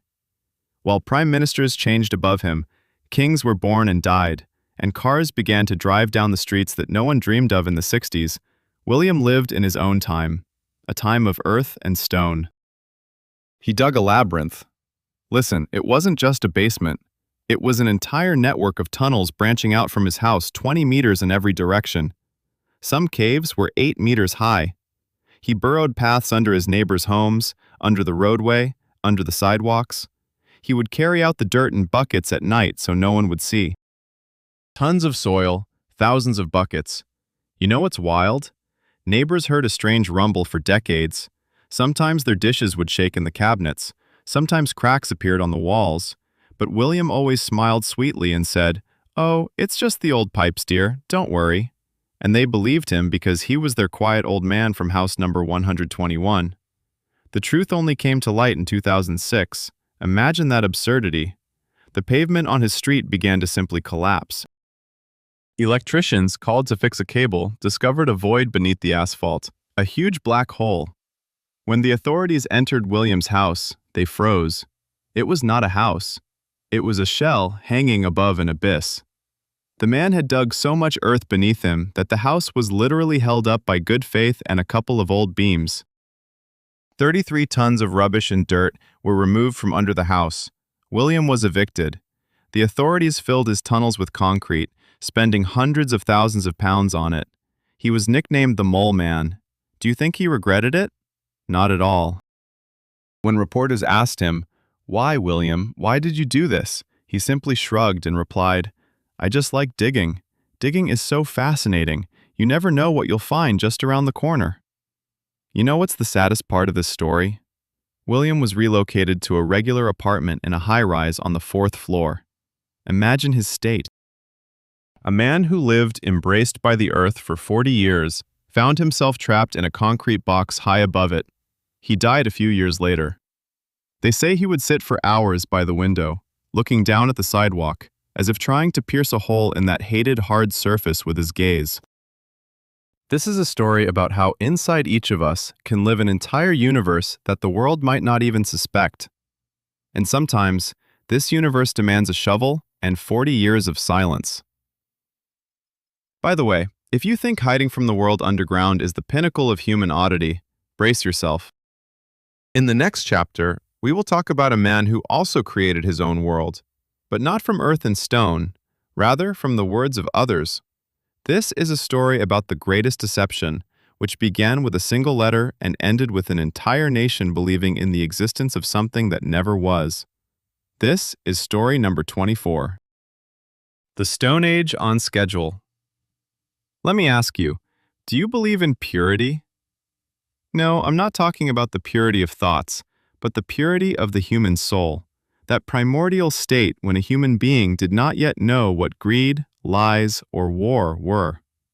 To be honest, in the 70s of the 20th century, the world, weary from the threat of nuclear conflict and dirty politics, was gasping for the chance to find that lost humanity. And as often happens when demand exceeds supply, reality conveniently provided us with a fairy tale. Picture this. The year is 1971, the Philippines, the island of Mindanao. Dense, impenetrable jungles where the trees close in overhead, turning day into eternal twilight. Out of these jungles comes a man named Manuel Elizalde. He is not just an official, he is a close friend of the dictator Marcos. And he announces to the world, "I have found them, the Tassidae." This was a sensation that made scholars' hands tremble. Imagine a tribe of 24 people living in caves. They do not know what agriculture is. They do not know metal. They have no fabric. They wear loincloths made from orchid leaves and eat roots and crabs. But the most incredible and beautiful thing was their language. The Tassidae had no words for the concepts of enemy, war, or hatred. Do you understand? A whole people stuck in the Stone Age, preserving angelic kindness. The world went crazy. Photos of the Tassidae graced the cover of National Geographic. Documentaries were made about them. Anthropologists and stars flew in on helicopters. Lindbergh, the famous aviator, cried at their simplicity. Manuel Elizalde became a national hero, the defender of the fragile children of nature. He achieved the declaration of a vast area of jungle as a nature reserve. Access was strictly forbidden, only through him, only with his permission. 15 years of silence. For 15 years, the Tassidae lived in their Stone Age paradise, cut off from the dirty outside world. And now, get ready. The year is 1986. Marcos's regime falls. Elizalde disappears from the country, rumored to have taken millions from the tribe's protection fund with him. Meanwhile, two journalists, a Swiss and a German, decide to infiltrate that very reserve at their own risk, without permission. They trek through the jungle for several days. They find those same caves. And what do they see? Imagine their shock. The very people from the Stone Age who posed in front of cameras in orchid leaves 15 years ago now wore jeans and t-shirts. They lived in ordinary huts. They cultivated the land. And the most interesting part? They spoke the local dialects perfectly, although it was previously claimed that their language was unique. This was a monumental, colossal lie. One of the Tassadai later confessed, Elizalde told us that if we pretended to be savages, he would give us money, protect us from loggers, and make us famous. He ordered us to take off our clothes and climb into the caves when the helicopters with the white people arrived. Do you understand? This paradise on earth was simply a set, a script written by a cunning politician to gain control over earthly and budgetary funds.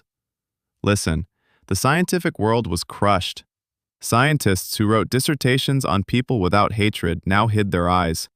This was the loudest anthropological scandal of the century. It turned out that we wanted to find an ideal so badly, we actually helped create it.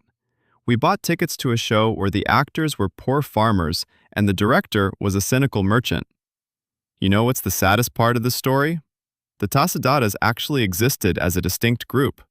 They just weren't people from the Paleolithic era. They were ordinary individuals forced to play the role of themselves, but 10,000 years older. This is a story about how easily words can create an entire universe if the listener is eager to believe in it. By the way, if you think pretending to be a savage is the height of artistry, just wait. In the next chapter, we'll talk about a man who decided to pretend to be an entire army. And no, it's not about inflatable tanks. This is the story of how one voice and one musical instrument managed to halt an advance that generals were fleeing from. Story number 25. The Symphony of Silence at the Edge of the Abyss. Listen, have you ever thought about how silence can be louder than 1,000 drums? We are used to thinking of war as the thunderous echoes, the clashing of steel. But imagine a moment when the fate of an entire empire hung on a single note that slipped from the string of an old musical instrument. Honestly, this story sounds like a script for the most intense thriller, but it actually took place in the year 228 of our era, during the Three Kingdoms period in ancient China. Picture the city of Xuancheng. Dust, exhausting heat. Inside the city, there is almost no one. The great commander and strategist Zhuge Liang finds himself trapped. He has only 5,000 warriors at his command. Half of them are supply workers, elderly men, and boys. Meanwhile, an army of Wei is approaching the city gates. 150,000 seasoned fighters. 150,000 commanded by Sima Yi, a man who knows no mercy, and, most importantly, is incredibly smart. The situation is hopeless. Anyone else in Zhuge Liang's position would either flee or lead the remaining troops to a dishonorable death. But he decided to play a game that would later be called the strategy of empty gates. Listen, this was beyond madness. Zhuge Liang ordered all 4 city gates to be thrown wide open. He instructed his few soldiers to change into civilian clothes and simply sweep the streets in front of the gates. Imagine that, the enemy at the doorstep and the people in robes lazily sweeping dust with brooms. Zhuge Liang himself donned elegant silk robes and a tall hat, climbed up onto the city wall. He set a citra and a guqin before him, lit incense, and began to play. Picture this scene. 1,700 years ago, dust swirling in the desert. The vast army of Wei stands frozen a few hundred meters from the city. Sima Yi, on horseback, gazes intently at the wall. He sees his main enemy. The man sits alone, unarmed and without guards. His fingers gently glide over the strings.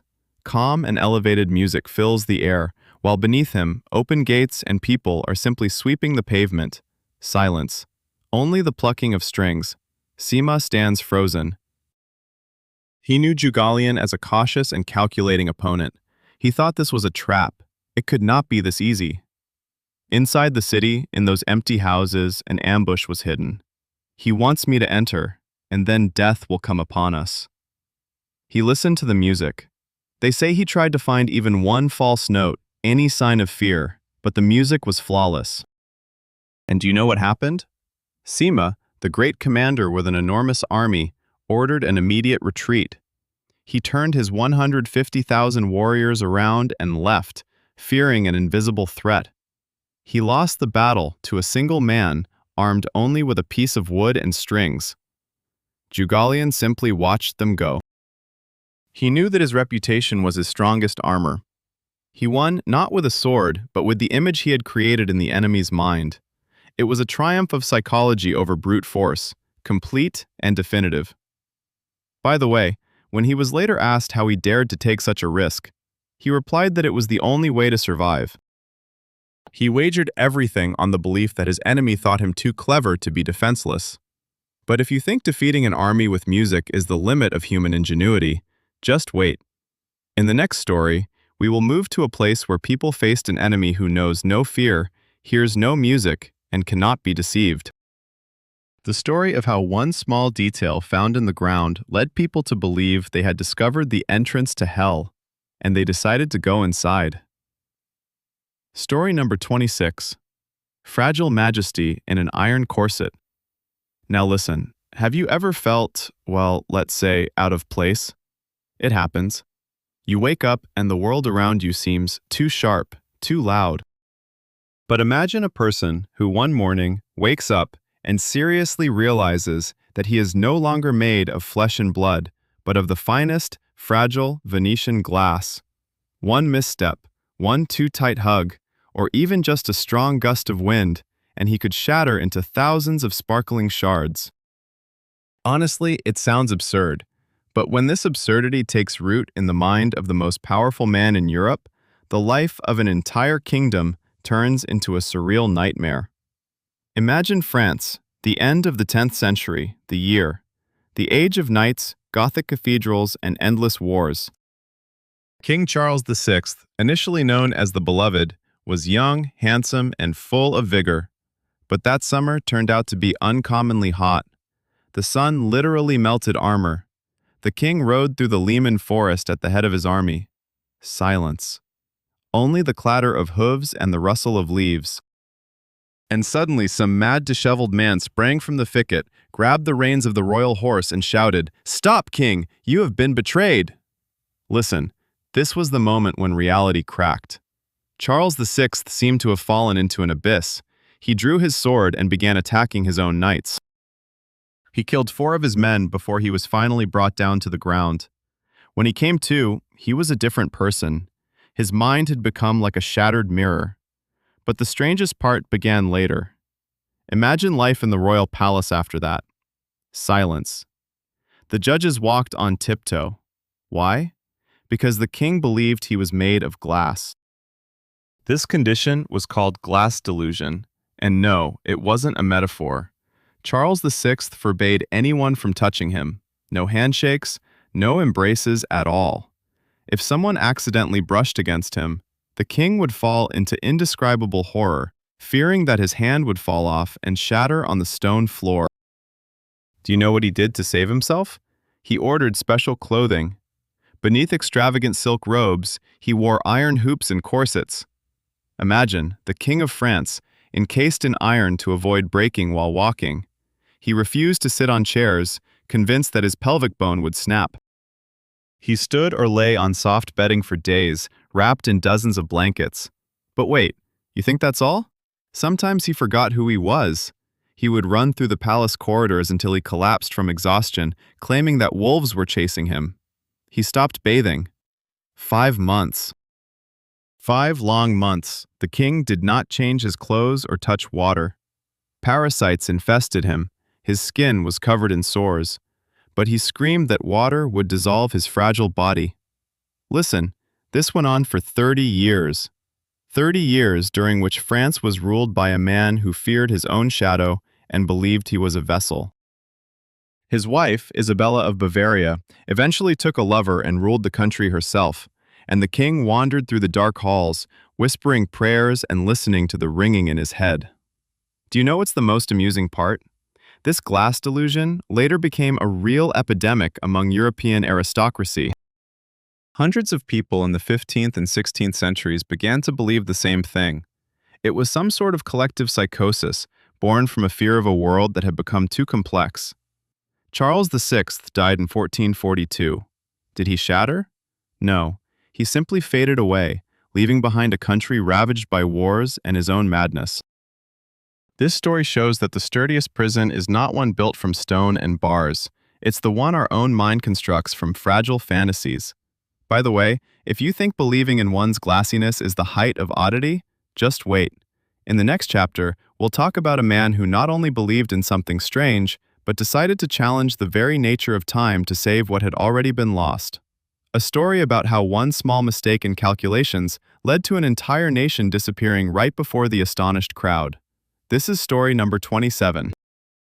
The man who brought silence to the world, to save it from noise. Listen, have you ever wondered how noisy our world is? Not just loud, but truly overloaded. Advertisement, car horns, the endless stream of news pouring into our ears, not allowing us a moment to think. To be honest, sometimes I wish for a button that could mute all this chaos for at least 5 minutes. But imagine a person who didn't just dream of such a button, but decided to gift it to all of humanity. And no, this is not a story about earplugs. Picture a world on fire, the beginning of the 20th century. Machine guns were invented, chemical weapons were created, the world was gearing up for a great slaughter.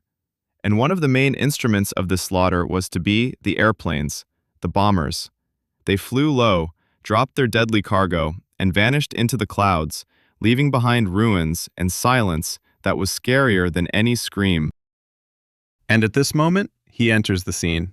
Max Jamenos, a French scientist and physicist, a man who believed that science could not only kill, but also save. He was obsessed with sound. It was 1938, Paris. Europe stood on the brink of World War II. And Max Jamenos proposed something incredible to the French government. I can create a weapon that will make our cities invisible to enemy planes, not visually, but acoustically. Listen, this was a revolutionary idea. At that time, there were no radars. Bombers found their targets by sound. Huge acoustic locators, giant ears, were placed on rooftops to catch the roar of engines from miles away. And Max decided that if he could drown out the sound, he would make the city a ghost. He began his experiments. Imagine this scene, a massive hangar with an aviation engine roaring so loudly that people were bursting their eardrums while Max set up his sound dampeners. These were complex devices that generated sound at the same frequency as the engine, but out of phase, you see? Two sound waves collided and simply annihilated each other. They transformed into silence. It was magic, real, physical magic. The military was thrilled. They already envisioned Paris, over which enemy planes flew blind, hearing not a single sound from the ground. Max was allocated huge funds, secret laboratories. He was on the verge of a monumental breakthrough. But now, wait, it was 1940. France capitulated. The Germans entered Paris. Max Jamenos realized that his invention was about to fall into enemy hands. And what does he do? He doesn't flee. He doesn't sell his blueprints. He burns everything, every piece of paper, every calculation, every diagram. He erases from history his greatest creation. But you know what's most astonishing? The idea did not die. Decades passed, the world changed, and suddenly, at the end of the 20th century, engineers rediscovered what Max Jamenos had created back in the 30s. Today, this technology is called active noise cancellation. It's in your headphones. It's in pilots' cabins. It protects your hearing from engine noise while allowing you to listen to music in complete silence at an altitude of 10,000 meters.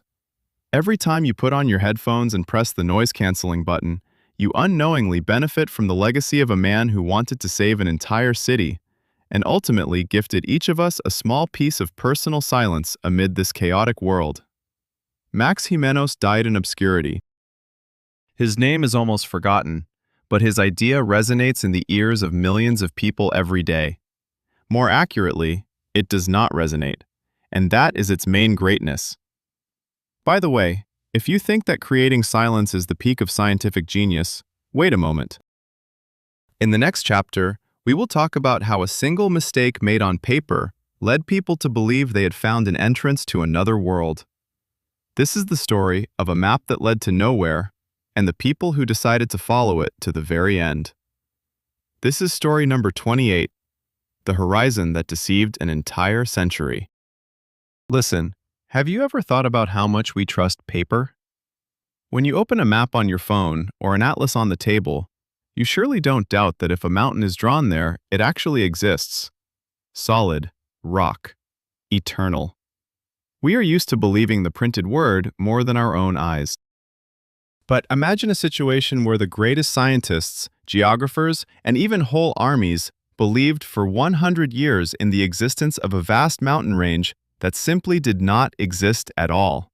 Not a single pebble. Honestly, it sounds like a grand joke, but in the 15th and 19th centuries, it was an official truth that people were willing to stake their lives on. Picture London, 1798. The offices of the African Association smell of fine tobacco and old leather. Geographer James Rennell, a man whose name was then spoken with reverence, is poring over the reports of traveler Mungo Park. Park had returned from Africa and reported that he had seen some elevations. And this is where Rennell, shall we say, let his imagination run wild. He needed to explain why rivers in West Africa flowed the way they did. In his mind, the perfect picture required a powerful watershed, and he drew it. He took a pen, dipped it in ink, and drew a long, majestic line across the continent, from Guinea all the way to Ethiopia, the mountain ranges. He named them the Congo Mountains. Imagine that scale, 3,000 kilometers of stone and snow. A giant wall separating the coast from the mysterious heart of Africa. Listen, it was astonishing. From that moment on, the Congo Mountains became reality. They appeared on all maps of the world. Teachers in schools compelled children to memorize their height. Poets wrote about the eternal ice of the Congo. Merchants built their routes avoiding these non-existent peaks. Even military planners organized campaigns considering this impassable barrier. But do you know what is the wildest part of this story? The explorers. Throughout the 19th century, dozens of people ventured deep into Africa, and many of them confirmed the existence of the mountains. Hold on, imagine that level of self-suggestion. A person walks across a flat plain, sees mist or a range of ordinary hills ahead, and writes in their journal, "Today we reached the majestic foothills of the Congo. The peaks are hidden in the clouds." They saw what the maps told them to see. It was a collective hypnosis that lasted for 90 years. The truth only surfaced in 1889. French officer and explorer Louis-Gustave Bingère set out on an expedition. He was a meticulous man. He walked exactly to where the highest peaks adorned Rennell's map. Picture his face. He walks for a day, 2, a week. Beneath his feet are dry grass and sand. The horizon is empty. He asks the locals, "Where are your great mountains, the ones that reach the sky?" They look at him as if he is crazy and respond, "White man, there is nothing here but wind." Bingère traversed right through all the Kong Mountains. He proved that 3,000 kilometers of stone is merely an ink stain in the mind of one London professor. You see, for an entire century, humanity believed in a geographical phantom. When the maps were corrected, it caused a scandal. Reputations crumbled. Atlas publishers suffered huge losses. The Kong Mountains were simply erased, as if they had never existed. But this case remained in history as the best reminder that even the most authoritative document can lie, if the author desperately wants to bend reality to fit their beautiful theory. By the way, if you think inventing mountains is the limit of human audacity, wait. In the next chapter, we will talk about a man who decided not to invent, but to claim time itself. A story about how several days simply disappeared from the calendar, and about people who woke up 2 weeks older than they were yesterday. Story number 29, February 30th and Stolen Time. Listen, have you ever felt that time just slips through your fingers? Sometimes you wake up on Tuesday, blink, and it's already Thursday. But imagine an entire country that one morning woke up and realized it was living in a day that officially does not exist at all. In no calendar of the world, in no church book. A phantom day. A day that is a mistake. To be honest, we are used to thinking that the calendar is something unchangeable. There are 365 days, sometimes a leap year, mathematics validated over centuries. But in the early 16th century in Sweden, they decided that they were smarter than everyone else. They decided to deceive time itself. Imagine Stockholm in the year 1700, a cold wind from the sea, the smell of tar and freshly baked bread. King Charles XI, young, ambitious, and frankly a big lover of order, decides it's time to switch from the old Julian calendar to the new Gregorian one. All of Europe had already done it, while the Swedes were still 11 days behind. But here's where things got strange. Instead of simply discarding those 11 days like everyone else had done, the Swedes decided to transition gradually. Listen, it was a genius yet completely idiotic idea at the same time. They decided to simply not count leap years for 40 years. One missed day every 4 years, and voila! In 40 years, the calendar would align itself. No confusion, no lost wages, pure harmony. But wait, life always makes its adjustments. The Great Northern War began. The thunder of cannons, battles, endless campaigns. The king had little time for the calendar. In the year 1704, they forgot to cancel the leap day. In the year 1708, they forgot again. Sweden found itself in an administrative mess. They had their own Swedish calendar that did not match anyone else's in the world. They were behind Europe by 10 days and ahead of the old style by 1 day. Imagine the chaos in trade, in diplomacy, in correspondence. By 1712, Charles XI realized, that's it, enough. The experiment has failed. We are tangled up in the peculiarities of our own time. He ordered a return to the old style. But to go back, they needed to add 1 extra day. And here is where something would give modern accountants a heart attack. In February of 1712, the Swedes added not 1 extra day to the calendar, but 2. Listen, this was the only time in world history that official documents, church records, and promissory notes featured it. February the 30th. Imagine that day, a Friday. People wake up and realize it's a day that doesn't exist, a phantom day. Some children were born on February the 30th. Can you imagine how they celebrated their birthdays? And when is your birthday? Never. History swallowed my day. It was a moment of collective surrealism. Sweden lived through that day for exactly 24 hours and then happily returned to the old style, only to eventually transition to the European calendar in 50 years, but this time properly, humanely. Do you know what's the funniest thing about this story? This tiny episode with February the 30th is the best proof that time is merely an agreement between people. We ourselves create the rules of the game, and sometimes those rules lead to a reality where a tiny window opens, allowing a glimpse of something utterly impossible. By the way, if you think getting lost in the calendar is the pinnacle of human confusion, brace yourself. Our concluding story ties everything together. We will venture to a place where a person decided to create not just 1 day, but an entire eternity locked within a tiny object. An object meant to outlast humanity, but ultimately became its chief witness. Story number 30. A voice that pierced the silence a century and a half later. Listen, have you ever wondered what will remain of us? I mean, truly. Not photos in a cloud storage that will be erased in a couple of decades, and not lines on social media. I'm talking about something more intimate, about sound, about your voice. Imagine a person who made the greatest discovery in the history of humanity, giving us the ability to hear the past, yet never learned about it himself. He died completely convinced that his life was a waste of time. To be honest, this story has the most poignant ending I could find for you. Picture Paris, April 9th, 1860, 17 years before Thomas Edison presents his phonograph. A man named Edouard Leon Scott de Martinville sits in a small, smoky room. He wasn't a scientist, he was a typesetter, a proofreader, a man who dealt with letters and words on paper his whole life. But he was obsessed with one idea. He wanted to record sound just as we record words. Listen, that was madness for that time. He did not try to reproduce the sound. Wait, this is important. He didn't even think it was possible. He just wanted to see it. Martinville built a strange machine, a phonograph. Imagine a huge horn that looks like a funnel. At the narrow end, there is a membrane made of pigskin, with a fine needle made of hog bristles.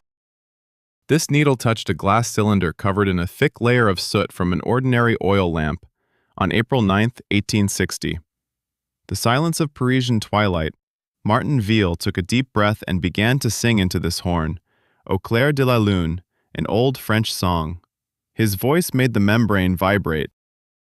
The needle scratched the soot, leaving a thin, barely noticeable wavy white line on the cylinder. The sound became a drawing, a shadow of the voice, frozen in the soot. Martinville looked at this piece of paper and sighed. He hoped that someday people would learn to read these lines with their eyes, just like ordinary text. But no one learned. His invention was considered a curious but useless toy. He died in poverty and obscurity, never hearing his own voice from the outside. And now, get ready. 148 years have passed. 148, 2008. A laboratory in California. A group of acoustic scientists finds in Parisian archives those very soot-covered papers of Martinville. They were fragile, black. It seemed that with one breath they would crumble to dust, but the scientists did something incredible. They scanned these lines using ultra-high resolution. They transformed the soot drawing into a digital model, and they pressed play. Listen, it was a shock. From modern computer speakers, through the noise and crackle of a century and a half, broke through a voice. Very quiet, trembling, as if a ghost was trying to speak from another galaxy. It was the voice of Martinville himself, singing his song in cold Paris 1860. He sang for us, not even knowing we would hear him. This is the oldest recording of the human voice in history. Martinville cheated death. He preserved a piece of his soul in the layer of lamp soot, and it waited for its moment for almost 1.5 centuries. Do you know what's most touching about this? We are used to chasing instant results. We need likes, reposts, recognition right now. But this man simply did what he believed in, without hoping for triumph. And in the end, he triumphed over time itself. That's it. Our archive is closed for today. We have traveled through 30 chapters, through 30 lives, full of madness, heroism, and oddities. Remember, reality is far more whimsical than any fiction. It does not obey the laws of logic. It simply happens. Write down which of these stories made your heart beat faster. And by the way, listen to the silence. Sometimes it can hold far more than the loudest scream. Take care of your voices. Perhaps someone will hear them in 148 years.